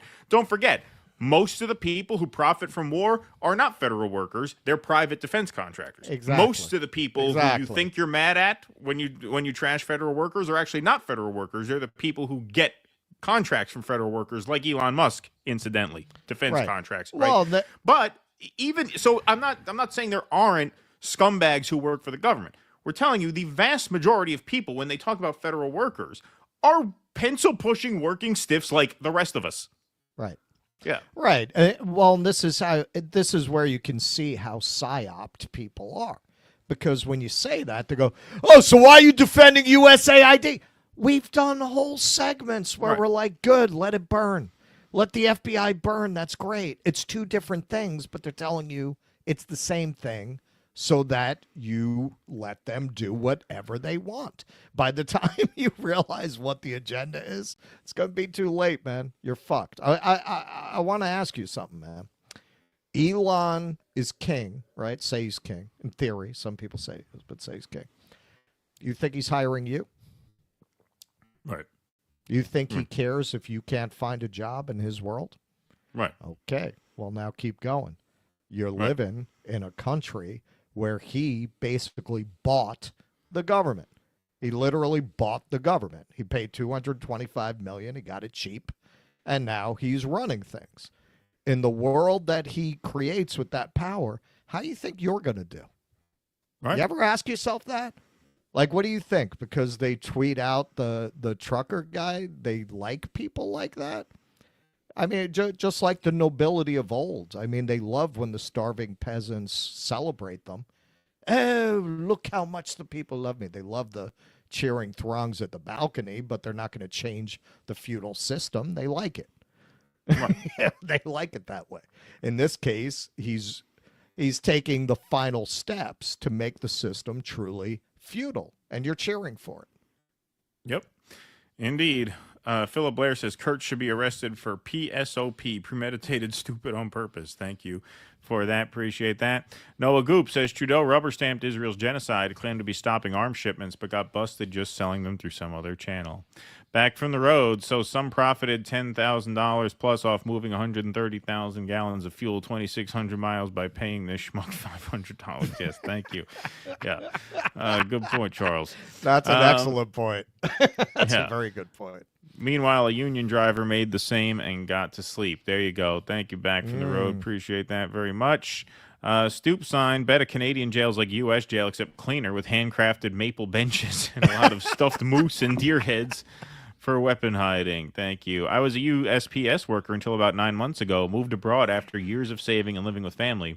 It was still almost impossible to do, even after not paying rent while I lived with family. Yeah, well, those are, I guess that would be, you'd be considered a federal worker too, wouldn't you? Post office, right? All right. Yes. Yeah, why not? Right? It's the USPS.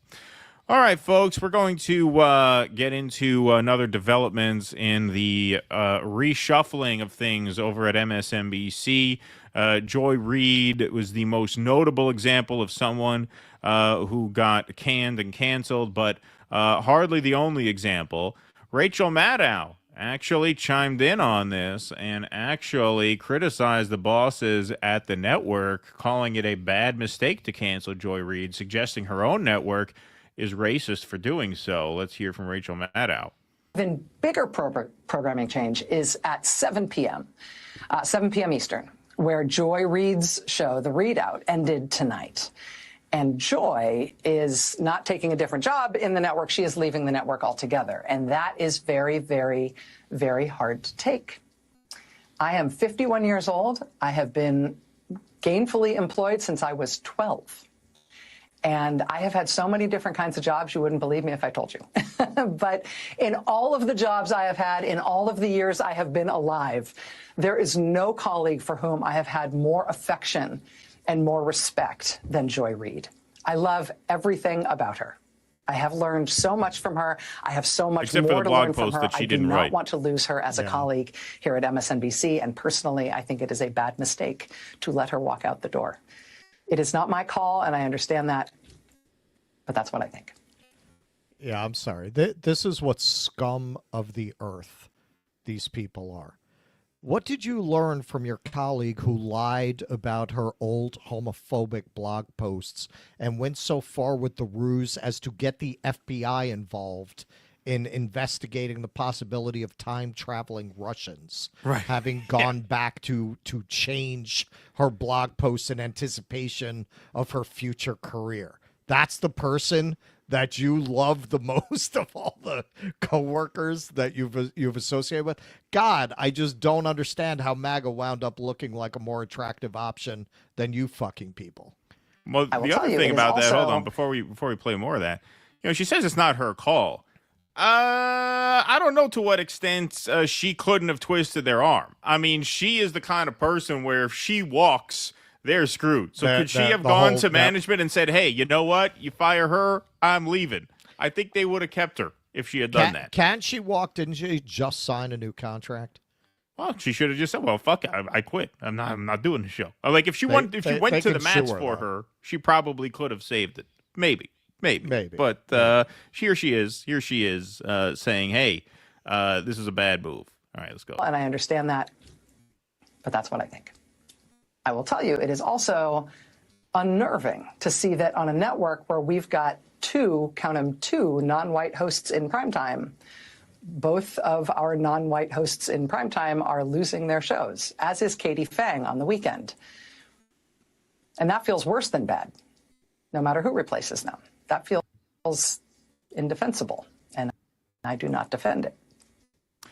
That feels indefensible, and I do not defend it. That's right. So Joy Reid's cancellation was one part of a major shakeup. Jen Psaki comes out on top of MSNBC shakeup as network axes shows by three more lefty anchors. Joy Reid ouster. MSNBC host Jen Psaki will slide into a new primetime slot as part of a massive shakeup that includes the ouster of President Trump bashing anchor Joy Reid. New York Post really digging in. The embattled network confirmed Monday. Psaki, the former press secretary for President Joe Biden, will take over the 9 p.m. duties Tuesdays through Fridays from the current host Alex Wagner beginning in late April, the network said. The overhaul at the left-leaning network by new president Rebecca Cutler also includes axing weekend shows by host Ayman Mohyeldin, Jonathan Capehart, Katie Fang, and Jose Diaz-Balart. Reid, who was slated to host her last show Monday, broke her silence over the ouster in a rambling call-in to the Win with Black Women podcast.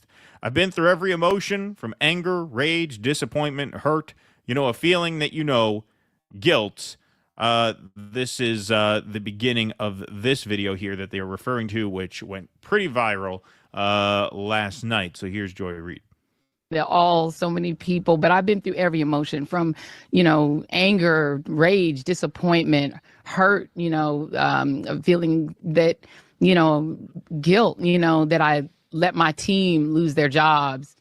But in the end, where I really land and where I've landed on today is just gratitude, just pure gratitude. And gratitude, not just because people would take the time to get on a call like this, or to take care of me, but also that my show had value and that, that what I was doing had value.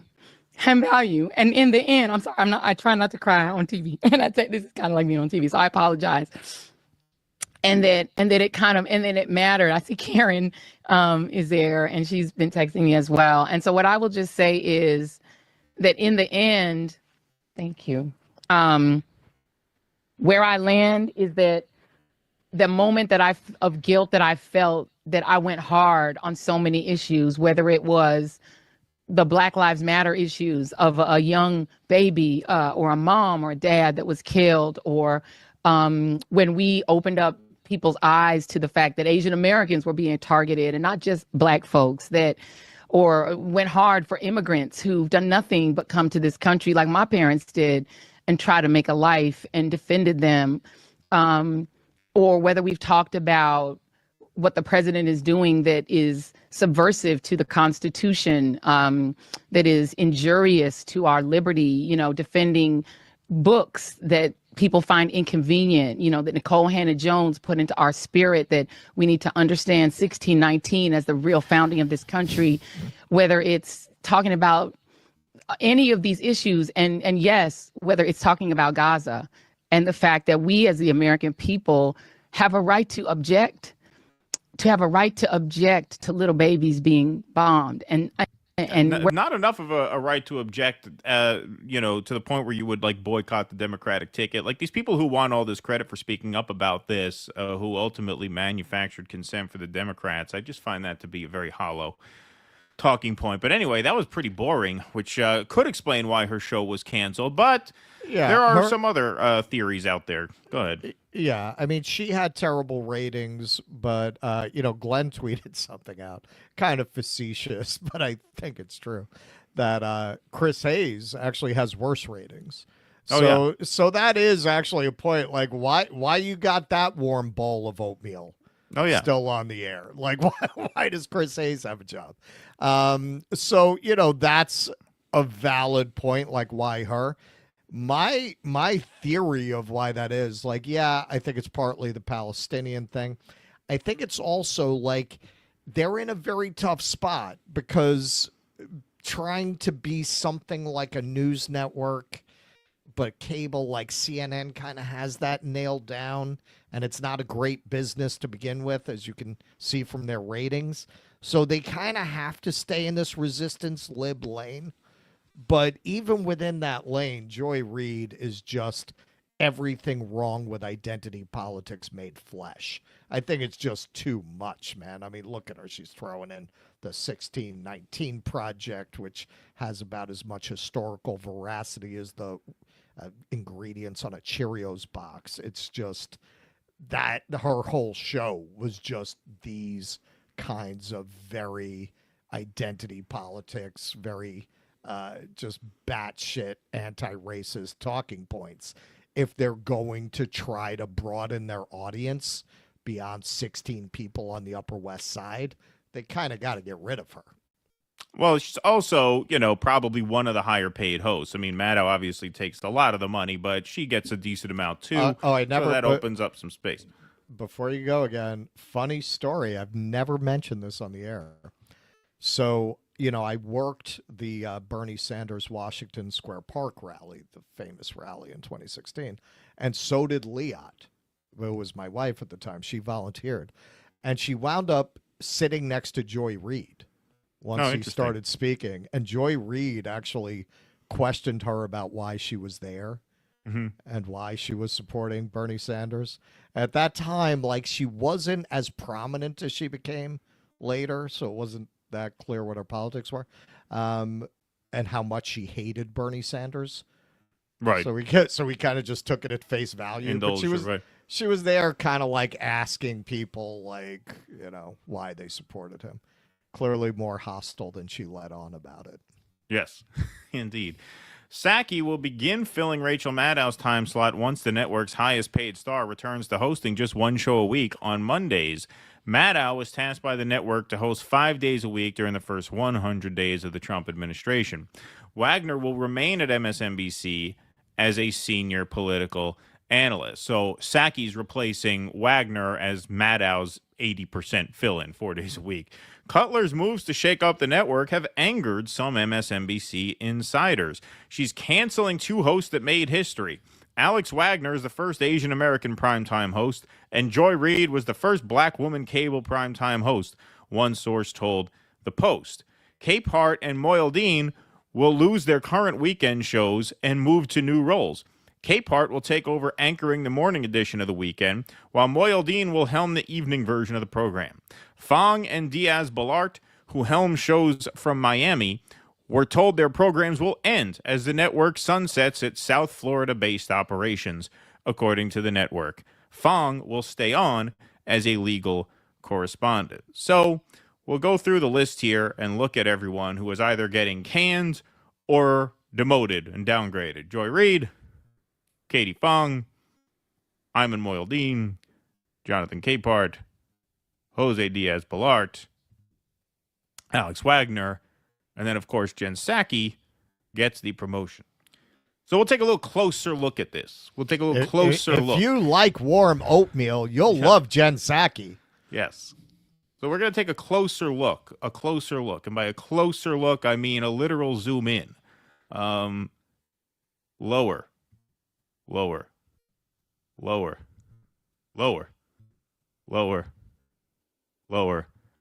Higher. Out. out, out, out, out, out, and then in.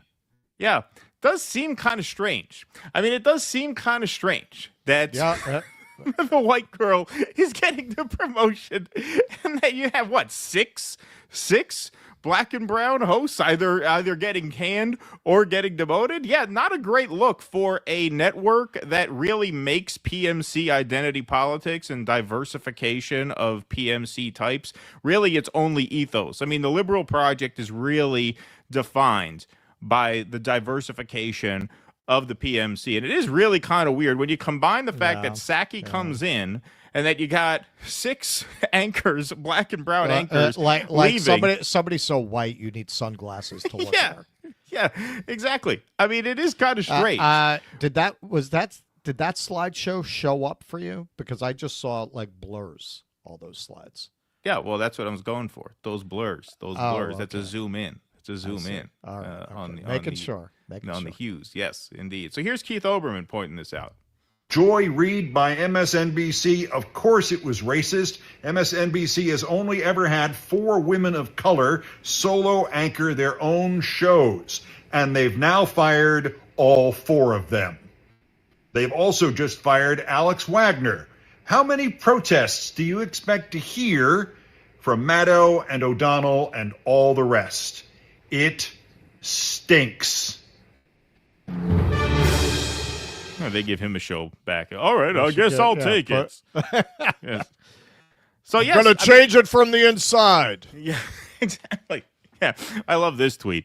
Fuck you, MSNBC, racist and doing Putin's bidding. Yeah, this is the thing. Putin's bidding. I mean, it's fucking funny, right? But finally they get rid of race baiting moron.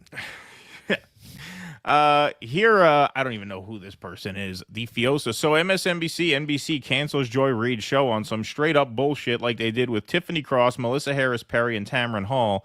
But Chris Hayes still has a show, and Trump's personal butt plugs, Morning Joe and Mika, still has a show. Who's paying NBC to get rid of us?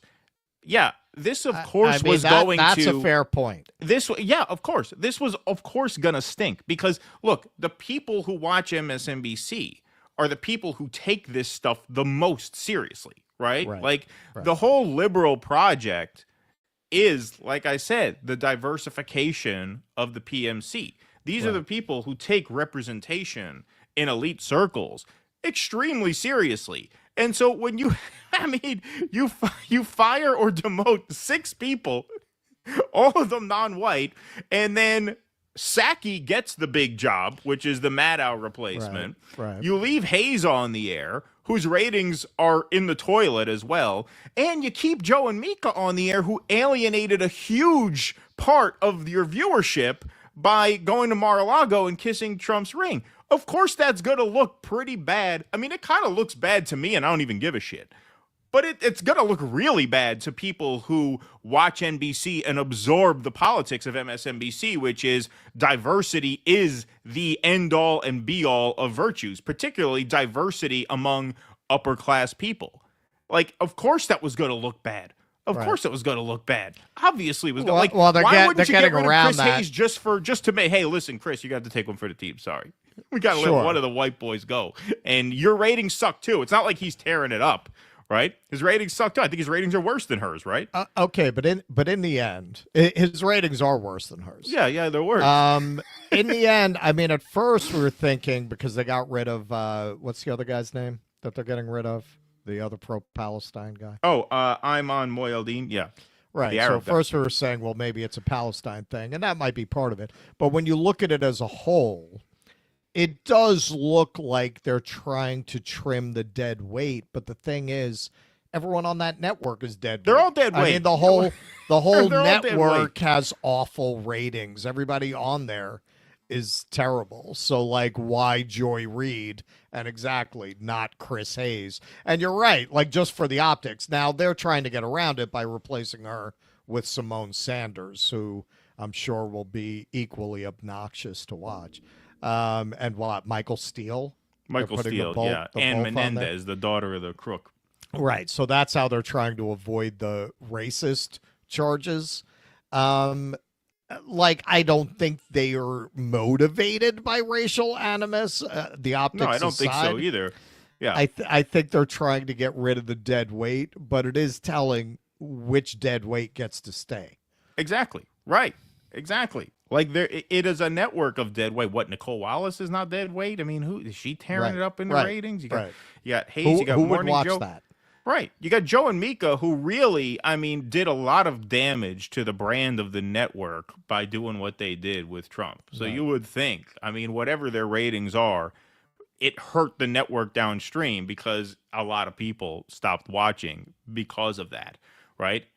They stay where they are. Hayes stays where he is. Yeah, it is a weird thing. And when it comes to Maddow, look, Maddow has this whole book about fascism. That's what she was there to promote when you and Jose did the intervention. She obviously feels very strongly, I mean, according to what she says on air, who knows what she actually thinks. But you know what? If you really believe that the media has to resist Trump and you really believe in the importance of the mission, wouldn't you find a way to get back on the air 5 nights a week? Like, if you think it's really important, wouldn't you want to not check in once a week? Wouldn't you want to hold it down at 9 p.m.? Is it because she could bring the ratings back. On 5 days a week again? Temporarily? What's that? I think she temporarily Well, yeah, for the first 100 days of the Trump 100 days, administration, yeah. she's on 5 days a week. But then she's going back to once a week. She's doing like what Jon Stewart does with the Daily Show. Like, if you thought this was a really important moment, and the network is desperate they're just hanging on by a thread, and you're clearly the cash cow. You're the only one who could bring ratings. Everybody else sucks. Why wouldn't you figure out a way to come back? Come back. That would take that off the table. Then you can put Psaki at some other time slot, maybe on the weekends, and boom, you'd have something. But no, she's not willing to do that. She wants what, $25 million a year to work once a week. This is the resistance to Trump. Give me $25 million on a network. I'm the only person who can keep this network afloat. I'm willing to work once a week for what, $500,000 a show? That's what it comes down to. $500,000 per episode for 40 minutes after commercials. Yep, nice work if you can get it. Yeah. Are even her ratings that good anymore? I mean, I'm assuming I remember they're all down across the board. Like hers cratered like 40% or something. Yeah, I think they're all like very far down, but she's obviously the biggest draw there. I mean, she's the flagship talent there. So you'd think she'd probably want to, do a little bit more of a lift. But apparently, no, she just wants to work once a week. But yeah, so she calls out the network. Obviously, a lot of the fans are a little bit miffed at that. And look, it was foreseeable. It was foreseeable. Like, I think this has made such a stink amongst the MSNBC fan base that this might just damage the brand further. They may have just been better off just keeping it. Well, they're between a rock and a hard place because there's no obvious audience for what they're providing that's large enough to make it a financially viable enterprise. Right. Exactly. Like, you got to fill 24-hour news cycles. Right. Even I think they are probably saying, well, Trump's going to fuck up and there's going to be a hunger for this kind of programming, which maybe it's possible, I guess, in a year, 2 years, possibly. If they can hang on that long, maybe some audience will return for what they're doing. I mean, I am definitely seeing the libs. We're going to cover it later. More roused than I've seen them since the election, and it's very telling what it's about. Putin. Right. They're managing to work up a little bit of fire for a conflict they don't understand. And a leader who certainly is not any worse and probably a lot better than a lot of other leaders that we're allied with. But they're quite obsessed with this one leader because they've been psyoped into being obsessed with him. So those people are out there, if they can get them back and caring enough to watch that shit. Right. Yeah. Yep. That we will see. All right. Philip Blair says, I got that one already. One has not only a legal, but a moral responsibility to obey just laws. Conversely, one has a moral responsibility to obey unjust laws. MLK from jail. That's right. Thank you. Spuddy Spud, thanks you for the €10. Trump is, or the 10 pounds rather. My apologies. Trump is making Russell Brand the head of the Ova office. Ha, good one. I like that. That's a good one. Brendan McNamara, you could tell Elon never passed basic macroeconomics, or he'd know you tax your way out of inflation, spend out of a recession carefully and precisely. Christian Fortin, true fact from Senegal, Werner von Braun wrote the novel Project Mars, A Technical Tale. The Martian colony was led by an Elon. That's what the I've title heard that. of the Lord was, and where Errol took it. Interesting. Michael Castillo, thanks to the $10. Dan Crenshaw said on a hot mic he would kill Tucker Carlson if he sees him. Yeah, I saw that. One-Eyed Willie is the same POS that tried to keep fellow SEAL Mike Gallagher in prison. Eye Patch McCain is a total scumbag. Yeah, I saw that on a hot mic. Francois Rabelais, you're walking into full-blown fascism, but let's keep talking about how the Democrats are responsible. You're doing the work of the elites. Au contraire, Francois. How you like that? I got it. In your own language. In your own language. No, I mean, I think we've been pretty balanced. I think it's very important to remember how we got here because, yes, you know, look, the response to this is going to be, and at this point, I would say at this rate, the Democrats are fascists too. It's more diverse fascism. It's rainbow fascism. Right. And I would say at this rate, judging by what we're seeing, and look, 2 years is an eternity in politics, so things could absolutely change. But you're already starting to see the kind of things that precipitated some of the big wave midterms, like the 2010 red wave, the 2014 red wave. It starts with angry town halls in places where you wouldn't expect to see them. You know, rural Georgia, Idaho, right? I mean, so those are the rumblings. So what's probably going to happen is Democrats are going to win a lot of seats in 2026. And, you know, I think part of what we engage in when it comes to like worker strike back, what we did this last weekend is, look, we're just not going to engage in that. Like the political pendulum, the blue-red pendulum will swing back and forth according to the offenses of each party and the reaction to that. But the importance that what we feel is very important is to remind people not to make that the level on which you resist fascism. You resist fascism by organizing workers to shut down the system, to make certain demands of the system, because the red-blue pendulum swinging back and forth doesn't do anything. That's what got us right here. Right? Exactly. So that's what I would say. Dwayne Vogel, Schadenfreude is my favorite type of joy. Thank you, Dwayne Vogel. Joy's show had value, like Argentinian crypto. Thank you, Michael Mike. Appreciate that. Good one. Fred Exley, great work, fellas. Where can I find past movie night episodes? So if you go, I don't know where you joined. If you just joined up, thank you for joining. You just have to look at the past posts, and they have links. So you just scroll in the back catalog of library posts, and you can click the links, and those will take you to the episodes. Hillary Hinton, the Pinkertons don't need no stinking badges. Thank you. Oh, by the way, so we are doing a movie night tomorrow. What are we doing it tomorrow? 8 o'clock at night? 8 o'clock.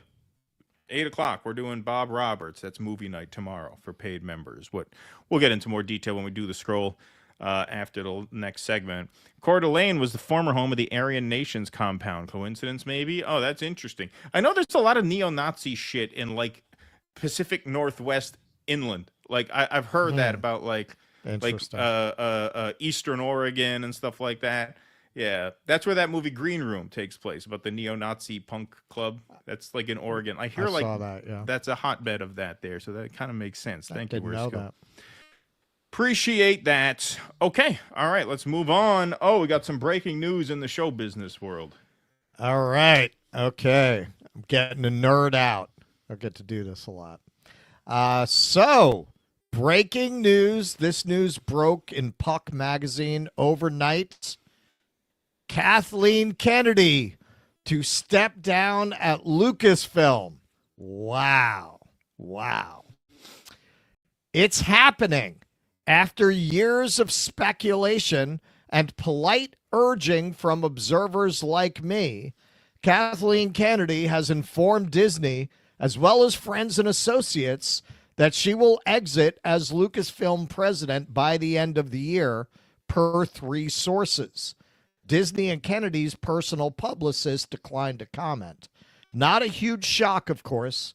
Kennedy will be 72 in June, and the legendary movie producer, this guy's a simp, by the way, will have run Lucasfilm for 13 years as George Lucas's hand-picked steward under Disney.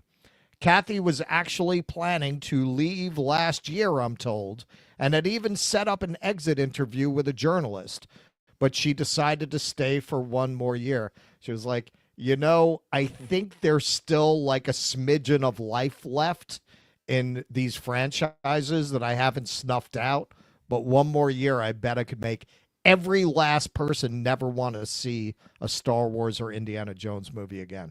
And she pulled it off. Kennedy has been telegraphing her exit lately, selling her and her husband Frank Marshall's Malibu house, offloading art, and talking to friends about working with Frank more. She's also been collecting career honors from everyone from the Austin Film Festival to the American Society of Cinematographers to this week's Oscar Wilde Awards in L.A. I wonder why everyone's turning their back on institutions, Hollywood. There's like Kamala just got an award. What did she get an award for? Lighting $1 billion on fire and turning the country over to Trump. It's very similar. Why would you give this woman an award? She destroyed these bulletproof, most valuable creative IPs in the world. Departing this year will allow a successor to handle the 2026 release of The Mandalorian and Grogu. I'm going on the record right now. That movie is going to way underperform. The first Star Wars movie since 2019's The Rise of Skywalker. This year, she's only got the second season of Andor, which will likely be an Emmy contender. The trailer looks good, and some kids stuff on Disney+. Now, like I said, this guy's a simp. I don't know about Emmy contender. I did like season 1 of Andor. I thought that was good. Who might Disney film chief Alan Bergman choose as Kennedy's successor? Dave Filoni would be the top internal candidate, I'd surmise, assuming Jon Favreau has little interest. This is Swingers Jon Favreau, not PodSave Jon Favreau. Right. Although that could be a very interesting choice. Right. Who else? Let the speculation throughout the Hollywood galaxy begin. So there was, as you would imagine, a very emotional reaction to this announcement at Lucasfilm Studios. Let's take a look.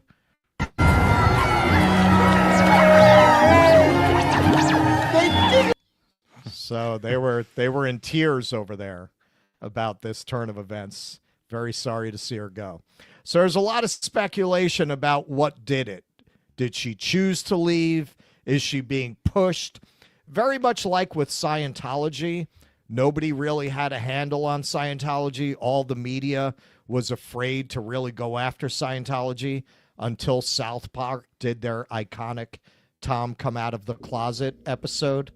Very similarly, they did this infamous episode, put a chick in it and make her gay. Some people think that might have had something to do with it. We actually have that sound drop. Put a chick in it, make her gay. That's right. Immortalized. Some people think it might have been Elon. Elon's constant harassment. He tweeted this. This was kind of a reference to the South Park episode. Excited to join Disney as their chief DEI officer. Can't wait to work with Bob Iger and Kathleen Kennedy to make their content more woke, even the linguini. What was the date? April Fool's Day. That was his April Fool's post. That was his April Fool's post. And the linguini thing is a reference to that episode because she says she wants a lame gay chick in the linguini in the episode. And then in June, he followed up.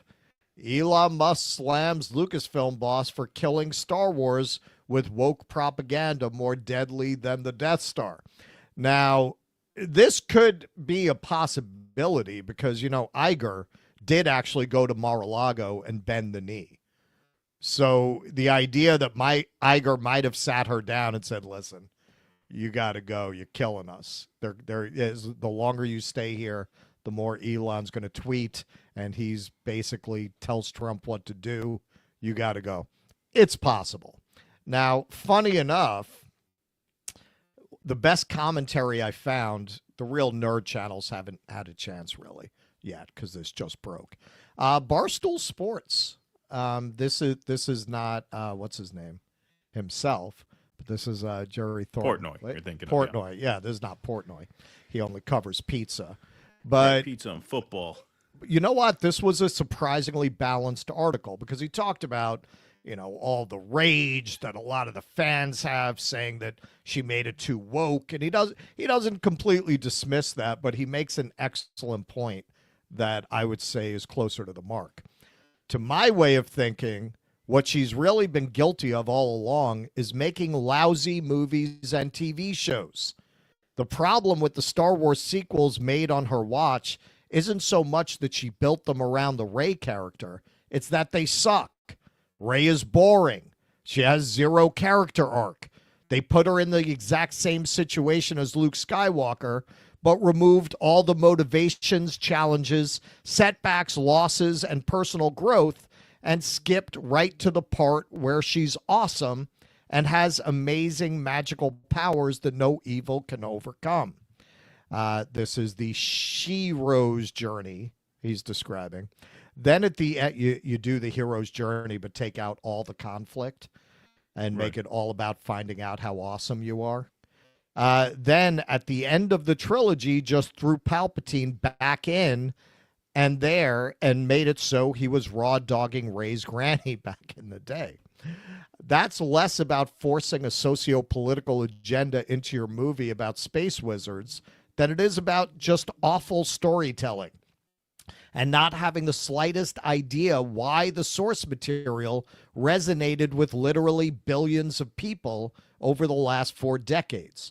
On top of that, she's developed a nasty habit of taking some of the great fictional heroes of the 20th century, turning them into bitter, cynical, misanthropic loners and deadbeat dads. And I got to say, that's part of what really bothers me as a bitter, cynical, misanthropic loner and deadbeat dad.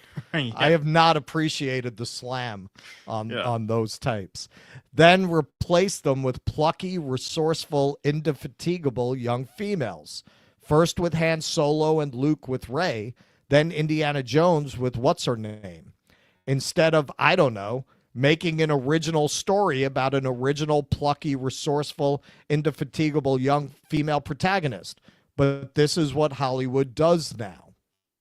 Stands on the shoulders of giants like George Lucas and Steven Spielberg and hopes some film studies majors can repurpose their inspired ideas into something passably entertaining and profitable.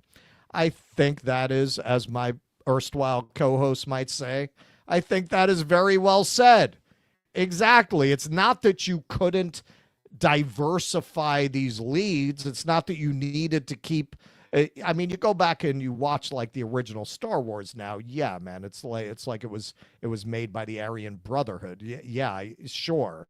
Like, it's not that you need to keep doing like the white, blonde, blue-eyed protagonist, but instead of just creating new original characters who don't fit that definition, they hijacked all of these beloved properties. And to make matters worse, the writing was terrible. They just decided if you're trying to elevate a female character, you can't give her flaws, which makes for very boring and frankly condescending storytelling.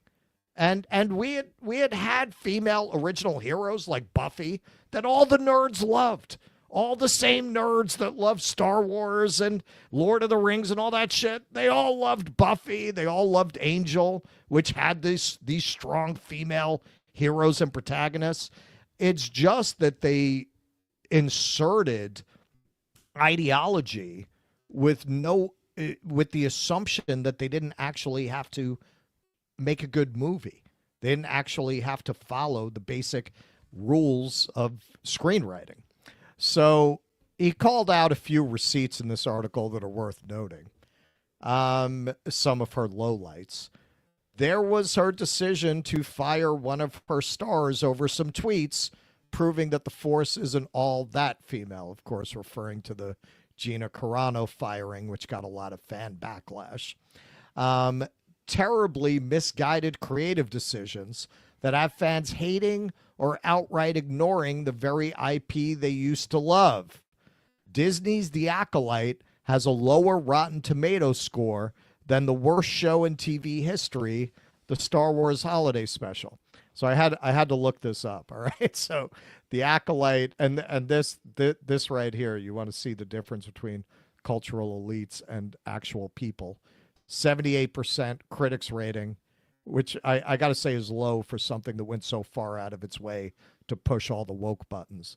19% from the audience, whereas the Star Wars Holiday Special, the famous Holiday Special, 25% from critics and 25% from the audience.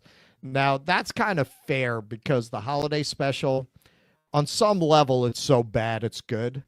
So I could see that getting it the extra 6 points. Anyone who has not seen it, it's in full on YouTube. One of the worst business decisions in recent memory. Now, this is the, the Galactic Cruiser. So the idea of this hotel was I think it was like $5,000 a night. And you would have the experience of the hotel is on a starship. Supposedly, the experience was terrible. It was badly conceived. It was badly run. And also running through all of the Star Wars concepts because Kennedy was making these decisions. She wanted to elevate the trilogy that she was responsible for. So all the content was based in the Rey trilogy, which no one gives a shit about, rather than the classic trilogy, which is much more what people would want to experience. Took up to a $300 million loss on the Galactic Star Cruiser.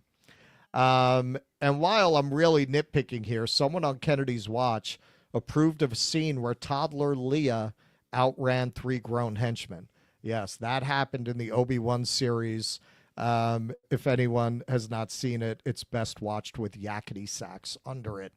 And another classic scene there. And followed that up with a scene where Obi-Wan snuck her out of a heavily guarded Imperial fortress under his comically oversized coat like Austin Powers. Yes, that was a real scene in that show. That's quite a legacy to leave behind. Taking IPs that were indestructible and somehow managing to destroy them is a feat unto itself. The kind of thing it took the entire Rebel Alliance to do, and Kathleen Kennedy did it virtually all by herself. And I, for one, cannot wait to hear all the dirt that's going to come out about how it all happened. Stay tuned. Very much so. So, of course, the nerd channels jumped on this. Critical Drinker finally run out of franchises to destroy Kathy. Our friend Gary at Nerd Erotic is skeptical that this is going to happen. For the 5th consecutive year, Kathleen Kennedy is leaving Lucasfilm. It eventually has to be true. I think this one is true. Kathleen Kennedy's tenure at Lucasfilm shows us what happens when you try to make art out of spite and hatred. Her work over the decade has been little more than performative malice against the Western mythos and the men who built it. Just a miserable body of work. Now, I gotta say, this poster had a pretty good rejoinder to a lot of these channels. Rage bait YouTube channels, now that they can't put Kathleen Kennedy in their thumbnails. Yeah, exactly. And there's Donald Trump working the fries at McDonald's. I've mentioned that already, that a lot of these channels are in a lot of trouble now because they won. They won. They and, the whole society, the backlash is here now.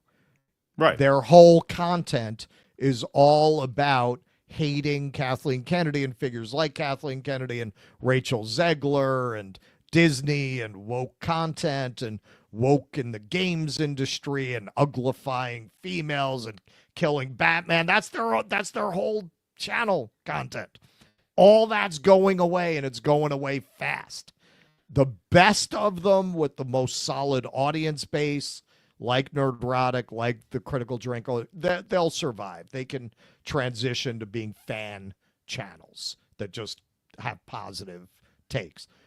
all of these satellite channels, they're in trouble. I'm seeing them. Some of them are trying to transition to covering politics from the same angle. Right. They're trying to get into the libs lose their mind because Trump said they're trying to get be into the next that. Tim Pool. They don't know that lane's already pretty crowded. That's already a pretty crowded lane. So a lot of these guys, like this is just one more example of they're about to run out of content. Well, yeah, the worst thing you can do when you're fighting a culture war is win. That's the worst thing you could do is win a culture war. Winning a culture war is terrible because the culture war is an outrage grift. That's what a culture war is. So the worst thing you can do when you're running a grift is bring it to an end. And the best way to bring that to an end is to win. Right? That's what happened to the liberals, right? They basically won the culture war with the, Supreme Court ruling in favor of nationwide gay marriage. And, then they took it to a place that invited a backlash. And so, once you win, that's the worst place you could be in if you profit off of fighting a culture war. In terms of Disney, in terms of the Lucasfilm, in terms of the output, there was a video that we almost covered on the show of Maya Hawke from Stranger Things, and she's the daughter of Ethan Hawke and Uma Thurman, talking about how now people are getting cast in movies or not cast depending on the amount of social media followers they have, which is the merging of art with content, right? The democratization of content in many ways has led to the degradation of art. And so I wouldn't expect movies to really get much better. If you notice, like the Oscars this year, almost all the nominated movies are movies that very few people have ever heard of.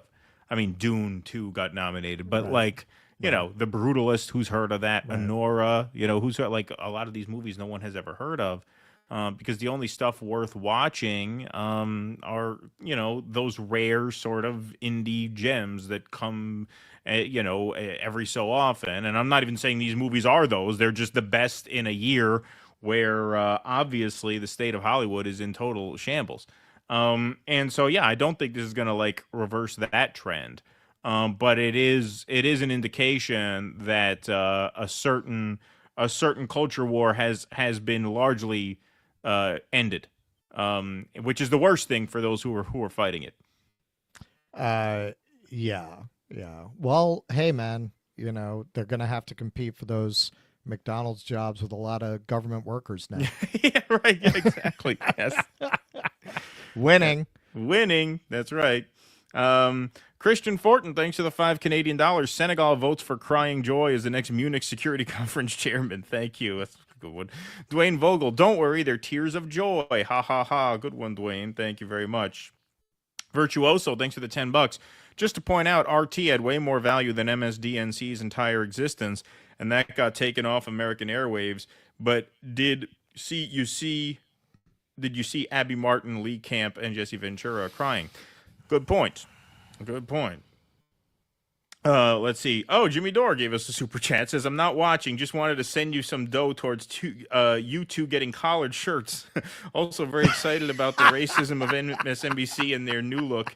New Liv Oberman. Thank you, Jimmy. I appreciate it. Congratulations on your gigs this weekend. Hope they went well.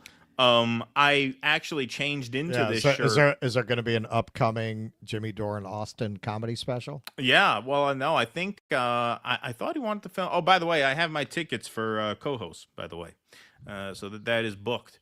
It's funny. Russell may have noticed. I actually went and I changed my shirt during the countdown because I actually broke into a sweat. I actually broke a sweat preparing the show.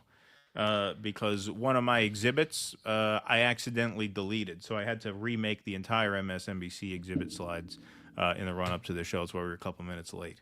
But I was moving at such a frantic pace with my hoodie on that I actually had to go change into a T-shirt. All right, where are we going now? Let's see. John Michael, thanks for the $5. Simone Sanders versus Joy Reid was an easy choice. 100% DNC shill versus 95% DNC shill. BS DNC's choice was easy. I think part of why they went to the panel format, I think the panel format is a lot easier to sort of disguise as news and debate. It's less reliant on one personality. It's a forum. Maybe that's why they kept Morning Joe on, because it's kind of a roundtable show. The roundtables are a little easier because it's more newsy than just one person. It's and not being carried by one person. Exactly. It's not so dependent on one person. But come on, Chris Hayes. Come on. Well, that's the thing, man. Hayes has survived a lot on that network. I mean, Hayes has been there for, I don't even know how many years, but he's been there for years and years and years.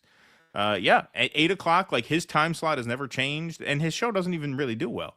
No, according to Greenwald, he has lower ratings than Joy Reid does. I mean, I buy that. I mean, the guy is so incredibly boring. I mean, why would you watch him? Why would you watch it? Stoop sign, thanks for the $1. Patriot Front guys were waiting outside in a U-Haul to attack the town hall. Lightning can strike in the same place twice. In Coeur d'Alene, our own private Idaho. Thank you, Stoop sign. Remember how bad the town halls were during Russiagate? Good times. Well, that's another thing. That precipitated a blue wave. Like, yeah, the town halls are always the first sign that things are going south for the in party. Ramon Fernandez, the same people screaming about Klaus Schwab's and WEF's eat bugs and be happy are cheering on Elon, who's using the same neoliberal efficiency playbook. Not creeping socialism, creeping privatization. Exactly. Right. Exactly. If this is not you will own nothing and be happy, I don't know what is. I don't know what is. They're advocating for, basic. I mean, yes, it is feudalism. I would argue it's the natural outgrowth of capitalism at this point. But yes, they are feudal lords and we are the serfs. That's exactly it. I mean, there's no exaggeration whatsoever. Government workers mail you your mother's ashes and your father's heart medication. Without a federal postal system, you'd be paying an arm and a leg for essential services like this. Exactly. Well, that's exactly what they want. They want to privatize the post office. Yep. Exactly. Yep. Nina Kant, it's listening to Colbert, Seth Meyers, John Oliver. Have you hate your neighbor, love the billionaires. Thank you, Nina. Appreciate that very much. Okay, we are going to move on right along here. We are going to take a quick pause here for a word from our supporters. So, hey, folks, if you like what we do here and you want to help us do more, become a supporter. Go to patreon.com/DoDissidents, DoDissidents.substack.com, or join our locals at DoDissidents.locals.com. We have a couple of supporter streams coming up this week since it is the end of the month. And because of Workers' Strike Back and the trip to Seattle, these things got crammed into the end of the month once again. But we are going to start doing these at regular bi-weekly intervals, starting in March. But if you do want to sign up, DoDissidents.locals.com. If you're watching on Rumble right now, you can sign up by clicking the bright red join button underneath the Rumble video player. Everybody else can visit that link, and for just $5 a month or $50 a year, which saves you a little bit of money in the long run, you can sign up, become a member. You get call-in access to our post-show Q&As, which are every Sunday night over on Rumble. You also get access to our film club nights. Our film club, next film club, is tomorrow night. We're screening Bob Roberts, which is a great satire, very, very relevant to today in a couple of different ways. One, very relevant. Yeah. I mean, just the general politics of it, the fact that, a sort of faux right-wing populist con man, uses folk music, parodies of Bob Dylan songs to sort of rally the country behind Reaganism and trickle-down economics. Relevant in a couple ways. One, politically, that's what we're dealing with now, and also the Bob Dylan biopic is getting a lot of Oscar buzz, so we'll get to see a sort of bizarro Bob Dylan film, since a lot of the sort of right-wing anthems of that film are sort of satirical takes on famous Bob Dylan songs. So that'll be a lot of fun. That's tomorrow night at 8 p.m. For paid members only, and those are interactive screenings so we screen the film along with commentary and presentations and slideshows. They're a lot of fun. People like them a lot. They're very popular. People are saying great things. And so DoDissidents.locals.com to sign up. Okay, let's move on here. All right, so this is a fun segment. This is fun. See, so this is one of those segments where you consider, it's good news and bad news wrapped into one. I thought that way about Kash Patel and the purging of the FBI. It is fun to watch FBI goons squirm. It's not so fun to think about what they're being replaced with. And in this case, we got a fun one here. Donald Trump tweets out, "Great news for law enforcement and American justice. Dan Bongino, a man of incredible love and passion for our country, has just been named the next deputy director of the FBI by the man who will be the best ever director, Kash Patel. Dan has a master's degree in psychology from CUNY. It's funny how he finds it necessary to mention he has a master's degree in psychology from CUNY and an MBA from Penn State. He was a member of the New York Police Department, New York's finest, a highly respected special agent with the United States Secret Service, and is now one of the most successful podcasters in the country. Something is he is willing and prepared to give up in order to serve. Working with our great United States Attorney General Pam Bondi and Director Patel, fairness, justice, law, and order will be brought back to America, and quickly. Congratulations, Dan. So yes, FBI agents express shock and dismay over naming of right-wing podcaster to number 2 post. See, these are the kinds of articles you read with a mischievous grin, right? Current and former FBI officials expressed shock and dismay Monday over the news that President Donald Trump had selected a right-wing podcaster and ardent FBI critic to be the Bureau's deputy director, even as the man picked for the job said he was ready to put partisanship aside. On his podcast, former Secret Service agent Dan Bongino, who once called the FBI irredeemably corrupt, thanked the president for the appointment and suggested that he was prepared to step out of his role as a MAGA warrior. Well, is he stepping out of his role as a MAGA warrior, or is he just redefining his role as a MAGA warrior? Yes. That's the ultimate question when it comes to these guys. Kash Patel as well. I get it if you are a political opponent of mine that has been involved with proudly celebrating a weaponized justice system, how you don't understand how a guy like me who discusses partisan content in an opinion show and go and do an unquestionable, can go, I guess he just misspoke on the air, it's fine, an unquestionably nonpartisan job, Bongino, also a former Fox News host, said. I'm going to ask you a simple question. Have you seen what I did before I came here? He continued, I'm committed to service. People play different roles in their lives. People are dads, people are soccer coaches, people are cops, excuse me, and military officers and military enlisted people. People are carpenters, people are plumbers. We play different roles in our life, and each one requires a different skill set. Bongino's conciliatory words did little to reassure skeptics within the FBI, who noted that in the Bureau's 117-year history, the deputy director has always been a career FBI agent with deep knowledge of how the Bureau functions and not a political appointee selected by the president.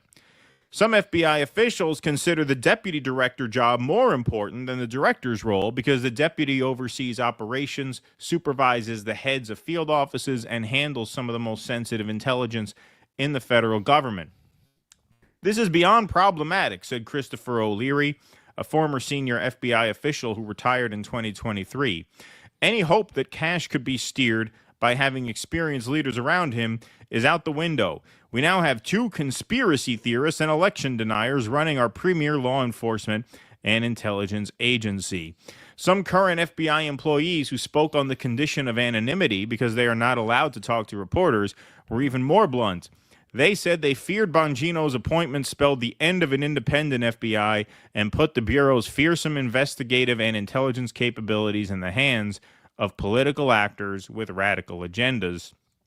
I didn't sleep and I want to pack my desk today, one said. And this is where I would just pause and interject that I believe that the FBI has always acted on behalf of what I would consider a pretty radical political agenda, like entrapping people for crimes they did not commit in order to create boogeymen that are convenient scapegoats for the ruling class of the time, of the day, depending on what the boogeyman is supposed to resemble, whether it's black Muslim men after 9/11 or white nationalists under Trump.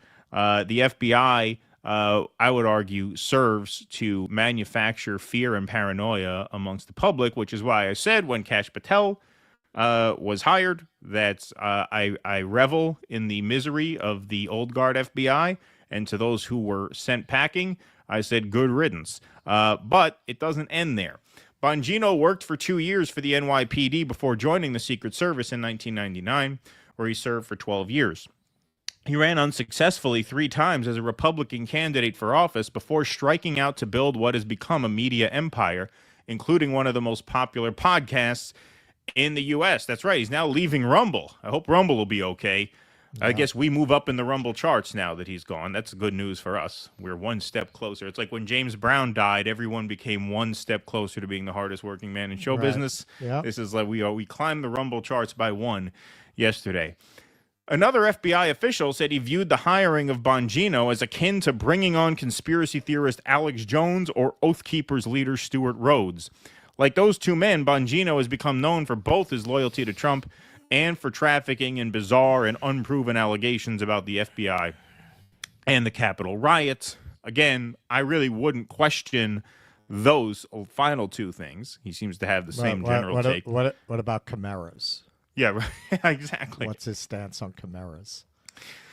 He once argued that every FBI agent and supervisor who had anything to do with the 2022 search of Trump's Mar-a-Lago compound, which was conducted pursuant to a lawful search warrant, be fired. And he recently claimed without evidence that the FBI knows who placed pipe bombs outside the RNC and DNC the day before the January 6th attack, even though the FBI says it has not identified any suspects and recently asked the public for help. See, because Bongino is banned from YouTube and all his stuff is on Rumble and very little is on Twitter, I'm not sure what he's actually said about those those things.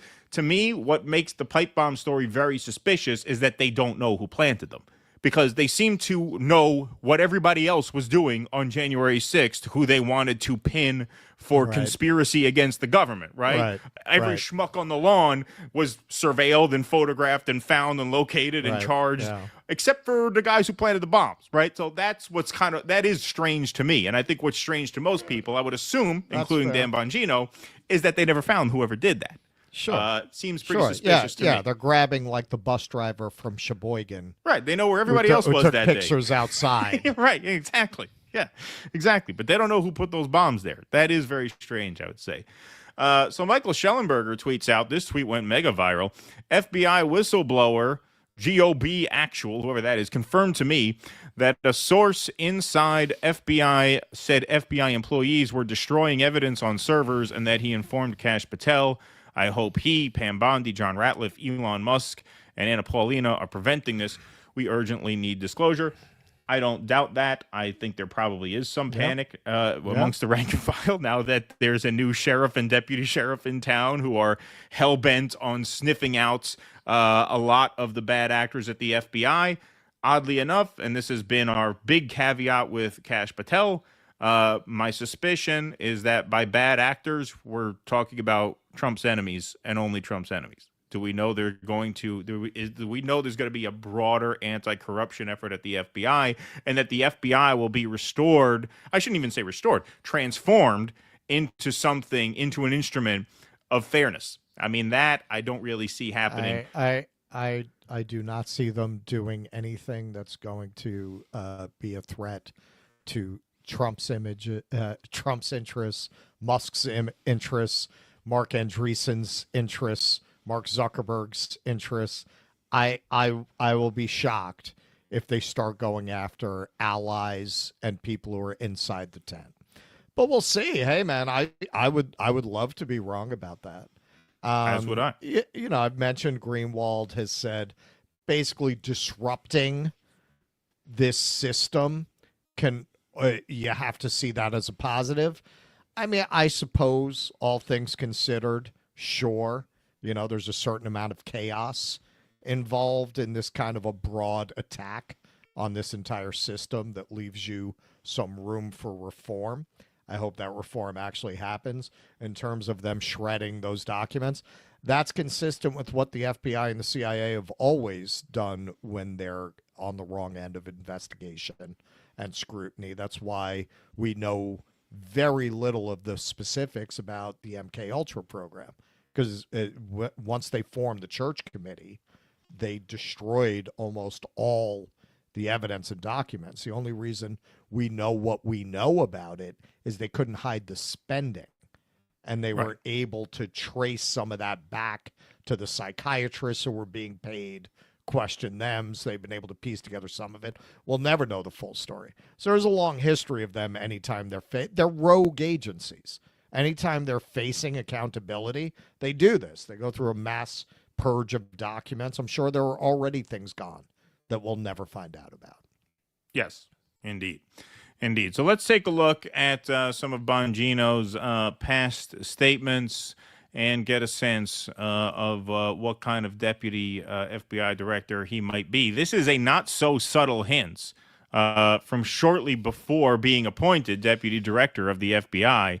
This is going to be very important in the coming days. Why is Adam Schiff so worried? Today, if you only knew.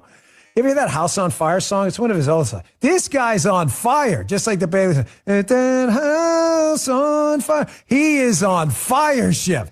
Well, 100% success rate of failing. Why is Adam Schiff so worried?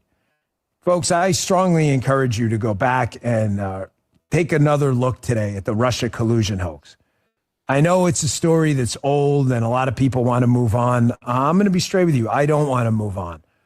We had the FBI, in conjunction with the Department of Justice, officials in Congress, foreign governments, and intel people, fabricate a story, invent a story that could have caused and done serious long-term harm to international relations with a nuclear-powered foe. It's kind of a big freaking deal. I'm not letting it go. And you listen to me. This is going to be very important in the coming days. I'm not letting this go. Yeah, well, very important in the coming days. Obviously, he knew that he was in talks to be named deputy director of the FBI. So that is not exactly subtle. Now, on the other hand, Dan Cohen of the Gray Zone, friend of the show, says, I've never once interacted with Dan Bongino. He once retweeted my work exposing Peter Hotez and soon after blocked me. Now I know why. So, yes, Bongino has blocked Dan Cohen. Snowflake. Yeah, and I'm suspecting, as Dan does, obviously. All these guys are snowflakes. You notice that? They like to talk about how we're not like the left. We're not afraid of debate. We're not afraid of debate. You know how many freaking peasants we have on the Code Pink video talking about, it's a Republican conference. She didn't have a right to be there. You're scared to debate Medea Benjamin? Medea Benjamin, who weighs probably 90 pounds, soaking wet. You can't debate that lady. And they did have a right to be there. They had badges. They had a press pass. Yeah, they didn't sneak in. Yeah. So this could give you a pretty good indicator of maybe why Dan Cohen got on Bongino's bad side.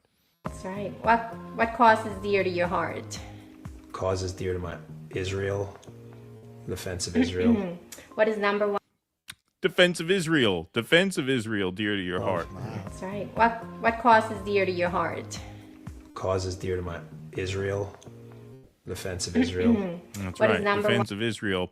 Here he is back in 2021. So this is some old video, but this is making the rounds on Twitter today. The new FBI Deputy Director, Dan Bongino, talking about how dare politicians call Israel an apartheid state. Called Israel an apartheid state. An apartheid state? Ainsley, Arabs in Israel have more freedom than Arabs in Arab countries. Did any liberal, AOC, dispute what I just said? I'm not kidding. Unlike liberals, I believe in facts. Dispute what I just said. Arabs in Israel have more freedoms than Arabs in Arab countries. I'll wait. Oh, you can't dispute it. They are held to a standard, Israel, no other country on earth is ever held to. You have ridiculous things. The right of return. The right of return to where? Land that's been occupied by people who are Jewish for 3,000 years? The right of return. Do the British get to come back to the United States? Like, what other country on earth is held to this standard? This is an absurdity. And it shows you the AOC, Ilhan Omar, and Bernie Sanders should be laughed out of Congress for these outrageous comments. And instead, they're lionized by the left, who supports a group that wants Jews dead. That's a fact. That is a fact. And they should be called out on it and humiliated. And instead, they're celebrated. Another. My, oh my, wow. It almost seems like all of these big tough guys are cucks. Yeah, they're all cucks to a foreign power. Yeah, I must be a little messed up, man. I don't seem to be getting what part of that is make America great. I get what part of that is make Israel great. I don't understand why all these people who are so into making America great don't frog march these people out of town. And very sensitive about it, too. Well, this was right after October 7th when the protests... I think that's what they call dual loyalty, right? Yeah. This was right after October 7th when the protests were breaking out. Fuck the savages. I'm living my life tomorrow. I'll be cautious, and yes, I'm concerned. I addressed it already, but fuck the savages. If they're going to have their day of rage or whatever they call it, then I'm going to have my day of go fuck yourself. Max Blumenthal quote tweets him there and does a pretty good job. Real courage from this conservative ink bloviator to leave his beachfront Florida McMansion and not hide in fear from a guerrilla army confined to an open-air prison 5,000 miles away. Got under Bongino's skin a little bit. Come get some. Come get some. Then he tweets out, real courage from terrorist simp Max Blumenthal, who'd be tortured and killed within minutes of being dropped inside of a Hamas training camp. Blumenthal, by the way, has been to Gaza several times, and he seems fine. Max is the embodiment of the useful idiot. Tyrannies thrive because of imbeciles like Max Blumenthal. Max is welcome to my McMansion anytime to find out if Twitter is real life. DM me, Max, and we can arrange. Yeah, kind of a hothead, threatening to throw down with Max Blumenthal. Here he is very, very recently, just before Trump took office, getting to Trump's right on the ceasefire, begging Donald Trump not to take credit for having brokered this terrible ceasefire arrangement. Left so eager to defend the demon savages who want to kill us too. The destruction this guy's bringing with just a week to go till we're rid of the plague of this guy. It's really hard to grasp. Withdrawal from Gaza, why are you pushing for that? President-elect Trump, please don't take credit. Let this loser in the White House, let him own this thing. The only phase of this terror deal should be you are going to die. I get it. I've read your Facebook messages. I appreciate them. I understand. Dan, if it was your family, you would think differently. You are correct. You are 100% correct. I said it before. I'll say it again. I'm not the commander-in-chief, folks. I'm not the president-elect. And it is not the job of the president, whether it's Biden or next week Donald Trump. It is not their job to govern as if it's their family. It's their job to govern as if they are the commander-in-chief looking out for all of our families. So what he means there is that we should not do a ceasefire, even if that means getting the hostages out. He says, I understand how if you're a hostage member's family, you might want this deal so that they can get their hostages back. And he's saying, I understand that, but you have to understand the job of the president is not to put himself in the shoes. So he's actually getting far to Donald Trump's right on that issue, if you could imagine that, right? And here is a really bizarre example of how afraid he is to criticize Israel. I mean, it really is kind of amazing. I'm assuming this was his wife in this video. What causes dear to your heart? You know, sharing a couch family setting. I don't know what that is. Couples quiz or whatever. First thing that comes to his mind when he talks about a cause that's dear to his heart is, of course, cause is dear to my Israel. Cause is dear to my heart. Israel. He blocks Dan Cohen. Didn't have a bad interaction with Dan Cohen. He just realized Dan Cohen tweeted against Israel. So he didn't just unfollow him. He blocked him because he didn't want to see that. Right? Snowflake. Here he is. This is a really bizarre one. So this is David Icke, who's tearing it up lately. We should have David Icke on the show. That'd be fun. You mean Dan Bongino, the new Israel First Deputy Director of the FBI, needed someone to tell him. I'm going to rip off my face. Yeah, right, exactly. My lizard face. Needed someone to tell him that Epstein was an intelligence asset, and he can't even bring himself to say Israel. So this is kind of a bizarre video on the Tim Pool Show, where he mentions that Epstein was an intelligence asset for a Middle Eastern country, but apparently has no idea what country that could possibly be. A year and a half after that, I'm in a green room at Fox, and I'm not going to say who because they didn't give me permission to share it, but the short story, but not who they are. It says, you know, Epstein's an intelligence asset for people in the Middle East, right? I'm like, no, I didn't know that. I'm like, you sure that? People in the Middle East. People in the person, let's say, is like, you know, I'm certain absolutely people, sure they wear that he's either a witty. Certain people with last names like, I don't know, Epstein. right? Yeah. Yeah, there's a Epstein. This guy Epstein, he's an intelligence asset for some people over there in the Middle East. I don't know who. Who could that be? Or unwitting asset, intelligence asset, meaning his plane and that island, the cameras, there's a big assumption out there that these videotapes were exclusively in the custody of Epstein. That's a huge mistake. The reason they wanted this story to go away is because there's an assumption like, oh yeah, Epstein had him. No, he wasn't the only one who had him, according to this source. These assets, that's why this blackmail story makes so much sense. Which Middle Eastern countries they are, I don't know, but this person who's a very, very good reporter, I mean... Which Middle Eastern countries they are, I don't know. Wow. One more time. He wasn't the only one who had him, according to this source. These assets, that's why this blackmail story makes so much sense. Which Middle Eastern countries they are, I don't know, but this person who's a very, very good reporter, Yeah. I mean... Yemen would be my guess. So I'm going to say he's a Yemeni intelligence asset. I mean, that's just incredible. Like, if you're so terrified to criticize Israel, which clearly he is, based on all this that we're seeing, why would you even bring that up, that you heard Epstein was an intelligence asset? Like, you clearly are afraid to go there with Israel. Right. So why would you even bring up that you heard Epstein was an intelligence asset for some Middle Eastern country? I don't know who. I don't know which country in the Middle East would enlist a guy named Jeffrey Epstein as an intelligence asset. Like, why would you even go there if you're not willing to go all the way? It doesn't make any sense. That sounds like the work of Iran to me. Yeah, right. Exactly. So put those things together. He is quite the character. I feel the same way about him as I feel about Kash Patel. Like, yeah, the devil on my shoulder says, good, fuck him. There should be no FBI. The hell with it. On the other hand, am I convinced that this guy respects my right to say what I'm saying now into this microphone? Does he respect your right to take to the streets for Gaza?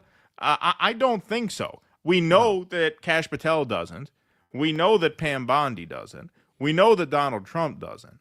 And so to people who see this as some sort of left victory, the dismantling of the FBI in this way, I would ask, what progressive voices have been invited to the table to help reshape the FBI in their image? Like, if you're going to tell me there's an opportunity here to recreate the FBI into something better, first of all, I would say you probably just shouldn't do that. You should probably just get rid of the whole thing, right?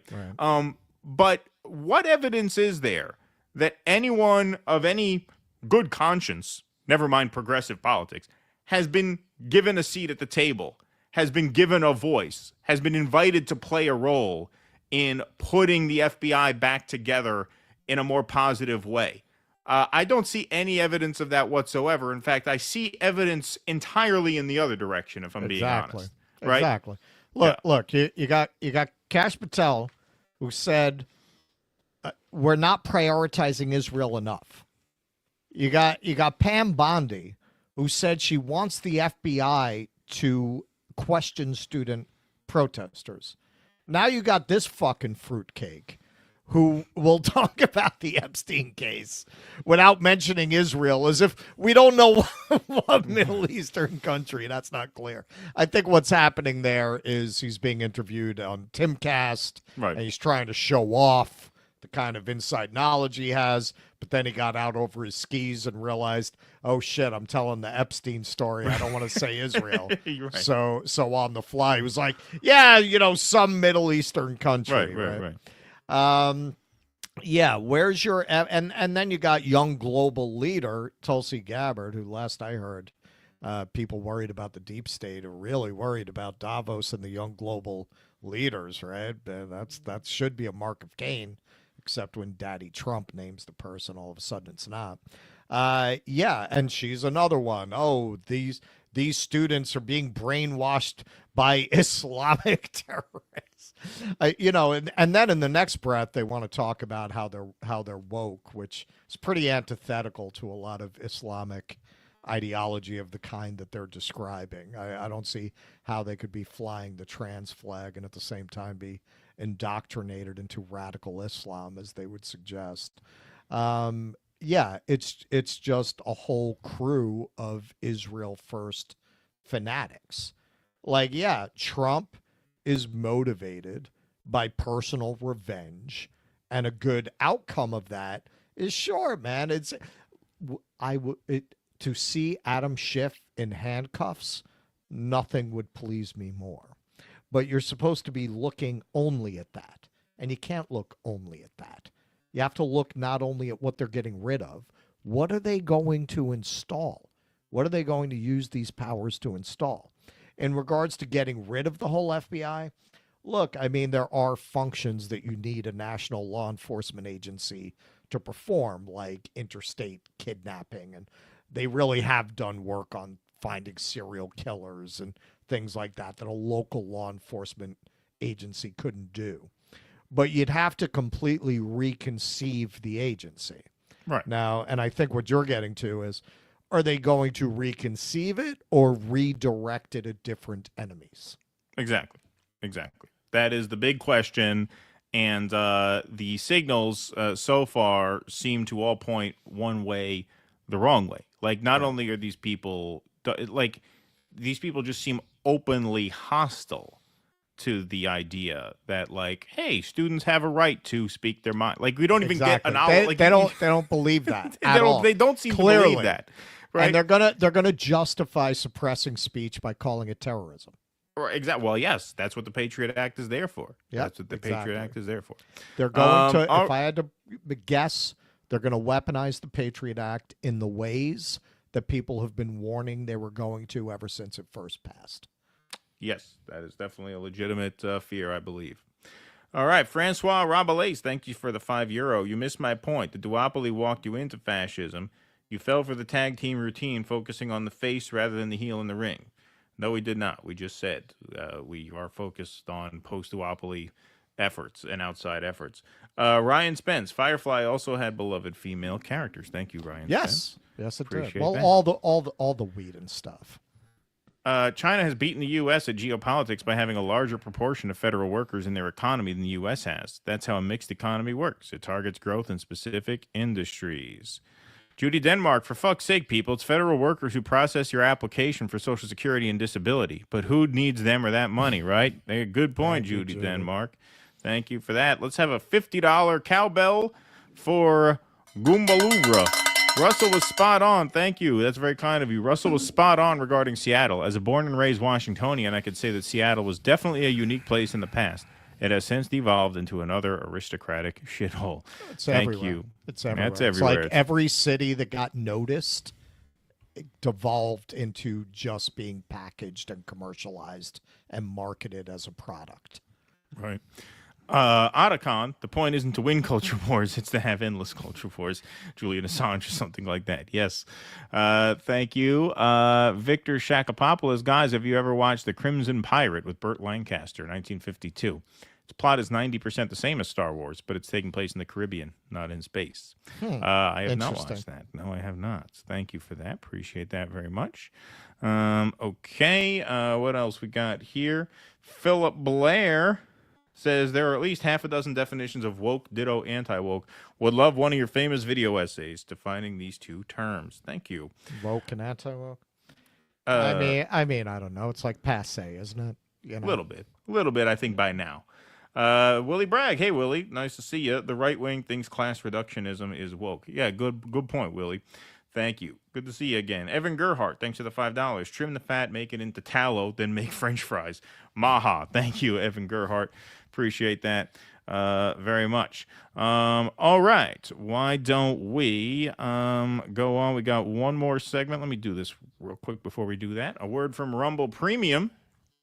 This sponsorship is from Rumble, one that's incredibly important to the survival of the company.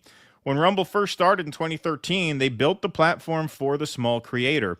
They didn't censor or have biases. They were fair and treated all creators equally.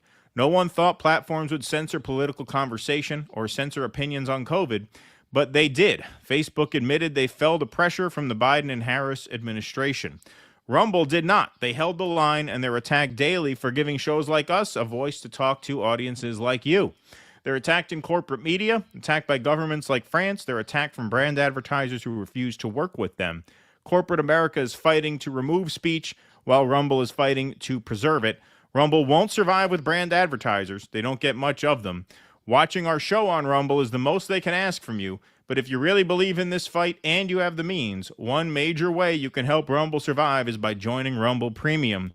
Join the community that believes in the First Amendment and believes in our human right to free speech. Rumble is offering $10 off with the promo code STUDIO when you purchase an annual subscription to Rumble Premium, which is the ad-free version of the Rumble platform. So go to rumble.com/premium and use promo code STUDIO to get that offer. Like I said, if you have the means and believe in the cause, now's the time to join Rumble Premium. If you don't have the means, we are, of course, just happy if you watch us on the platform. All righty. Excellent. All right. Very well. Okay. Let's see what else we got here. We got one more, right? I leave it up to you, man. All right. I got to go get the kids. I think we should call it a day. I got to go get the little one, so we will leave that as a to be continued. All right. You didn't respond to the text. I asked if we should do that.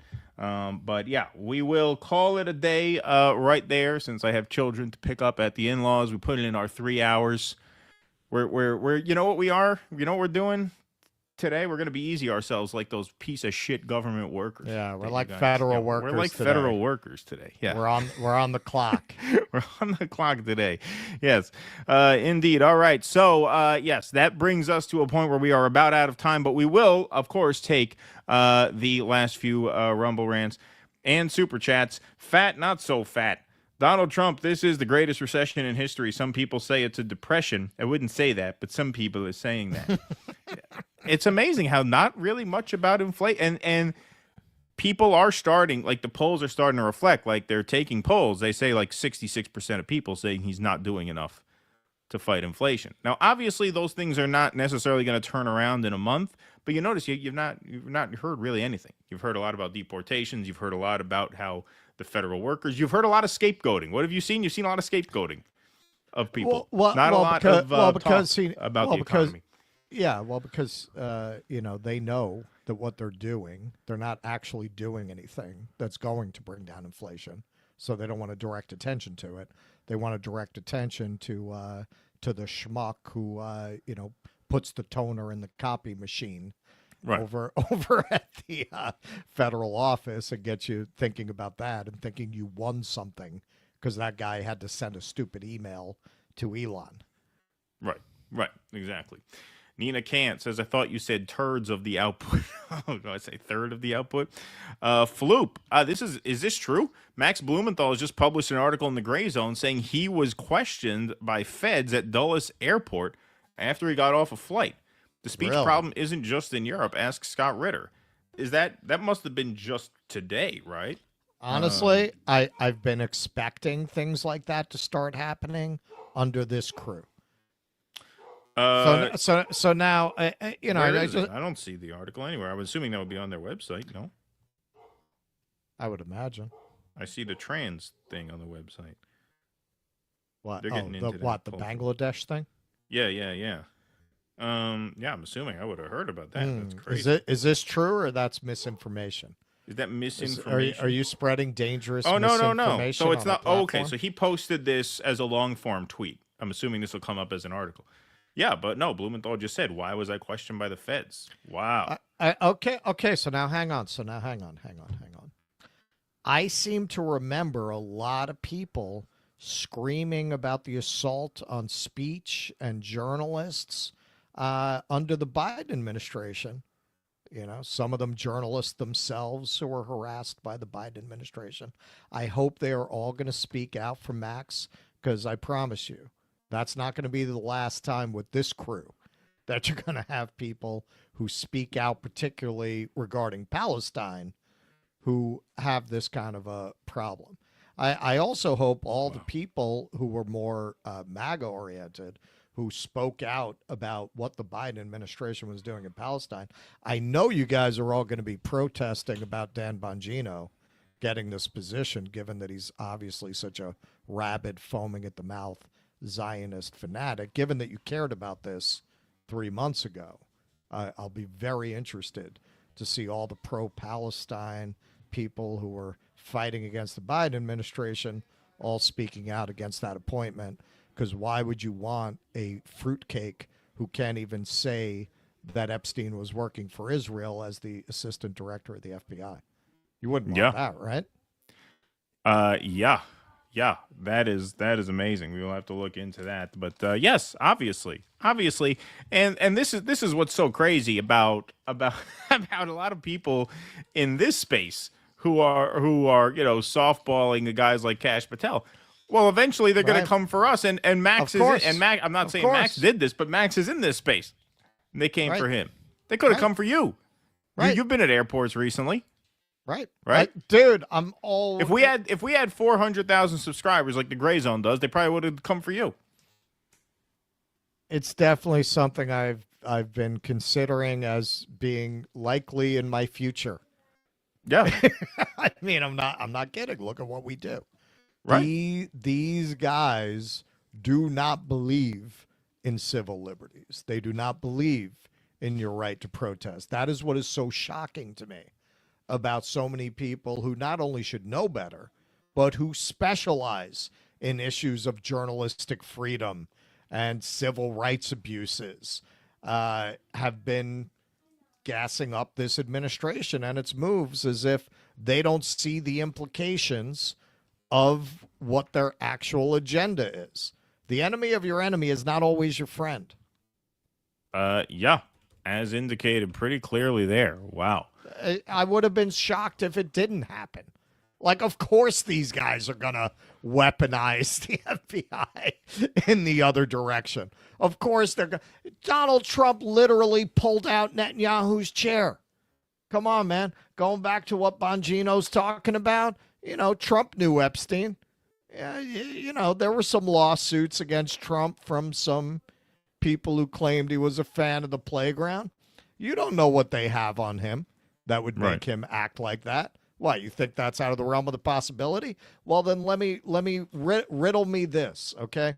Squint your eyes a little bit and imagine it was creepy Joe Biden pulling out Netanyahu's chair and he had hung out with Epstein.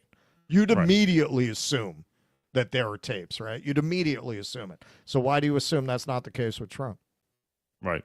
Yeah. No, I mean, wow. What a story. Jesus Christ. Well, I'm assuming they're gonna go live, maybe if not tonight, tomorrow, to talk about that. But that's crazy. We will have more to say about that, obviously, on Thursday. It's top of the list so far. I can't imagine it not being. And yeah, maybe that maybe that'll wake some people up. I hope so. Yeah, I hope so. Mm-hmm. I think so. I don't see how you're gonna have a figure like Max Blumenthal going through that and write another fucking bullshit article about how J.D. Vance gave a big speech in Europe and wow. Right. Yeah, we're back, baby. Yeah, we're back. Right. Exactly. These are the feds. These are Kash Patel's feds right. at this point. These are the feds. He's the new sheriff in town. He's in. Yep. He's confirmed. He's sworn in. Yep. This is now his department. The buck now stops at him. And apparently, Donald Trump purged all the bad FBI people, right? They're gone. Right. They're gone. Right. Here, you know what? As long as we're talking about all this, do you want me to just read the tweet now? So we could just cover it now? Go we'll ahead. just make this the coverage. Why not? Yep. Do it live, everybody. Do Fuck it live. I'll cover it. Do it live. All right, so here we go. All right. So, Max Blumenthal questioned by the feds. Why was I questioned by the feds? As I approached the customs line at Dulles International Airport early on the morning of February 24th, a man called out to me, Mr. Blumenthal. He identified himself as an officer with Customs and Border Protection and led me into a cavernous secondary screening room where he treated me to a strange and disconcerting questioning session. I had just returned from a leisurely trip to Nicaragua with my family, during which I participated in no political activities. But the agent's line of questioning suggested federal authorities had little interest in my visit to Nicaragua, a country that happens to be controlled by a socialist-oriented government on Washington's hit list. As my family and I followed the agent down a long hallway, he turned to me and said, I caught your latest appearance on Judge Napolitano. Sick. Hey, see, the guy said it wrong. He was Judge Napolito. Caught your latest appearance on Judge Napolito.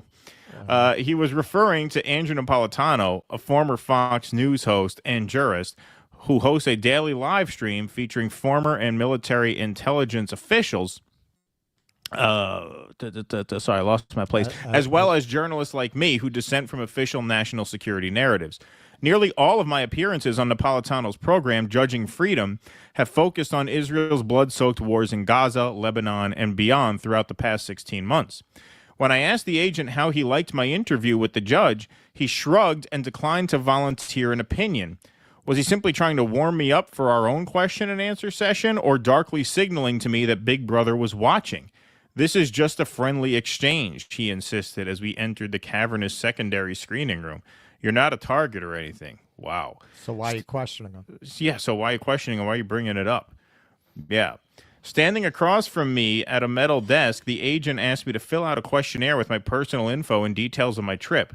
As soon as I completed the form, he flipped it over and displayed a handwritten list containing several names. Do you know any of these people? He asked. 2 of those listed were Anglo names, Nicole Smith and Susan Benjamin. The other 3 were extremely common Muslims' names. Because the agent would not allow me to photograph the list, I was only able to commit one to memory, Muhammad Khan. I could not recall any people I knew with those names, and the only Nicole Smith I could think of was the late model who died under strange circumstances at age 39. That would be Anna Nicole Smith. I therefore told the agent the names were unfamiliar to me. Mossad. Yeah, exactly. To be sure, I would not have assisted the officer even if I had personal connection with one of the names on the list. I've learned from activists and journalists who've experienced similar probing that federal agents often deploy inane or disingenuous questions to get their subject talking, then attempt to manipulate or entrap them so they can implicate them in a crime. In fact, the U.S. Supreme Court has ruled the police are allowed to lie to elicit confessions from suspects. If government agents want to subject American citizens like me to extended questioning, they must follow constitutional procedures and allow us to have a lawyer present. After spending several minutes inside a small office, the agent returned to inform us we were free to go. As we exited the screening room and headed toward the baggage claim area, an airport worker from West Africa pulled up to me on a ride-on floor scrubber, shook my hand, and asked for a selfie. Like the federal agent, he was apparently aware of my journalistic output, but viewed it in a much more favorable light. While waiting for our luggage, my wife, Anya Parampil, had a disturbing realization. She had been Googling the names on the list the officer presented to me and discovered that Susan Benjamin was the birth name of our friend Medea Benjamin, co-founder of Code Pink and one of the most widely recognized anti-war activists on the planet. Wow. Who was just forcibly removed from CPAC despite having credentials. She was persecuted by the Gaylord National Convention Center. The following day, I informed Medea about my encounter at Dulles and asked if she had experienced anything similar. She told me there was a period when she was harassed by federal authorities each time she traveled out of the country. The FBI once dispatched an officer to meet her at an airport upon her return from a foreign trip and called her on several occasions in an unsuccessful attempt to solicit a meeting. She said the harassment stopped after she filed a series of complaints, but my experience has led her to believe it will begin again. While I was allowed to return to my country after a fairly brief question and answer session with a polite federal officer, the interaction felt like an act of political harassment and seemed to signal an escalation against journalists and activists who've expressed anti-war, anti-Zionist views. I can only speculate on what the Fed's ultimate objective was. However, I know of several anti-war activists who have had FBI agents appear at their doors over the past several months asking questions about Iran and individuals with Muslim or Arab names. Just down the road from Dulles, the FBI raided the home of a Palestinian-American family whose daughter is a Palestine solidarity activist at George Mason University.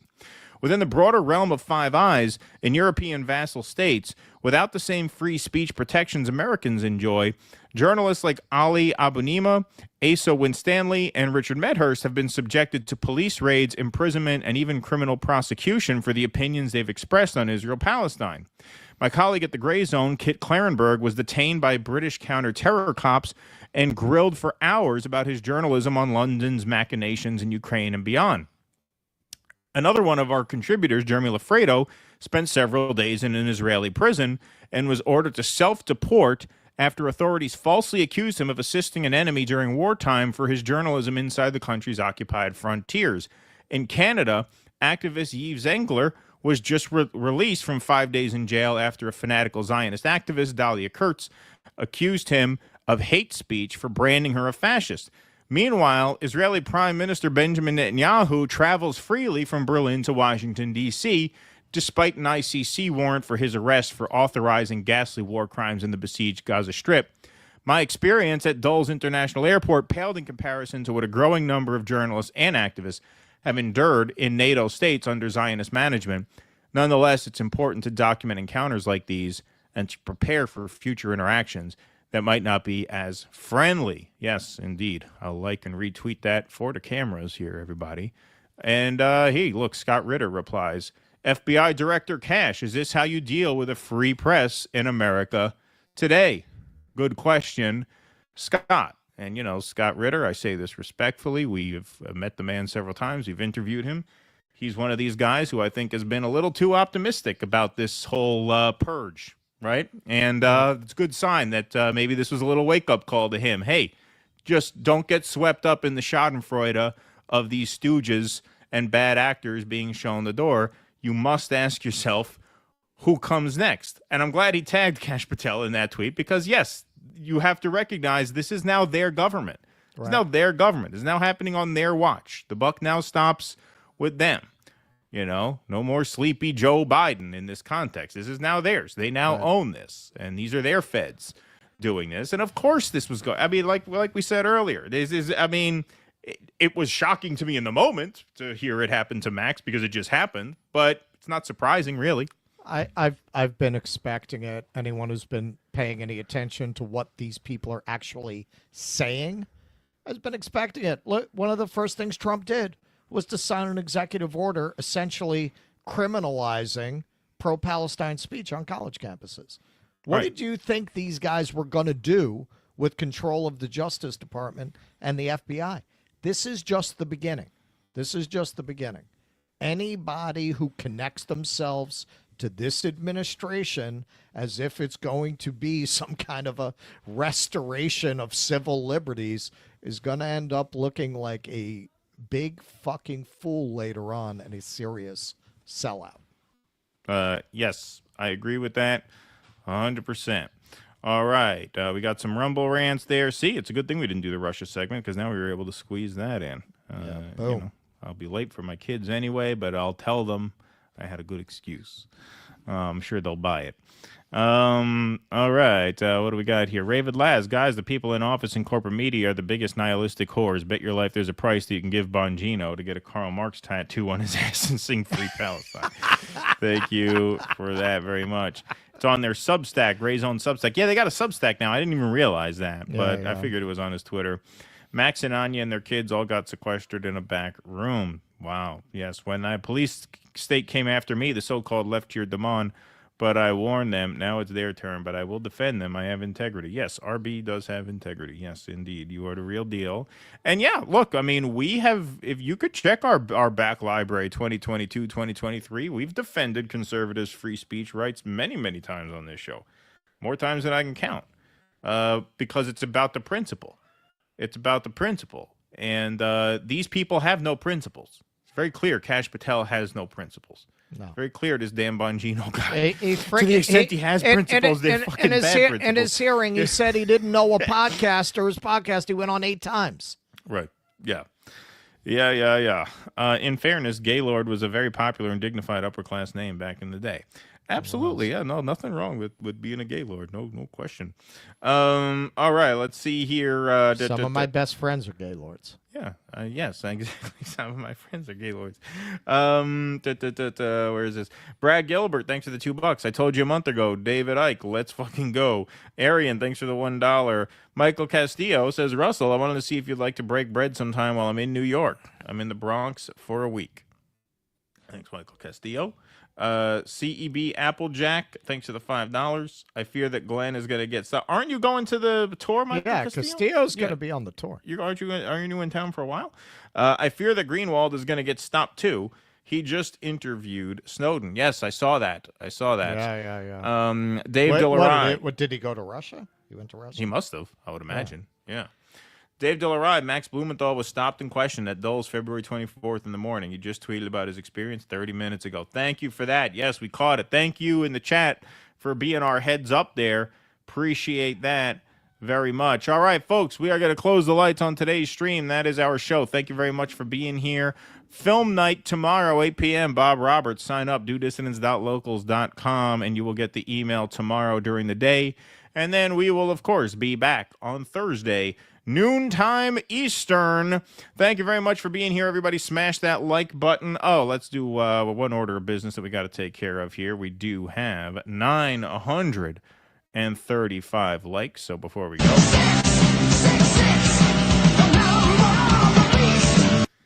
and with that comes the end of the show. Thank you guys very much for being here this afternoon. Paid members, we'll see you tomorrow for movie night. Everybody else, we'll see you noon Eastern on Thursday. Until then, thanks very much for being here today. Be safe and be well. Courage! Please clap.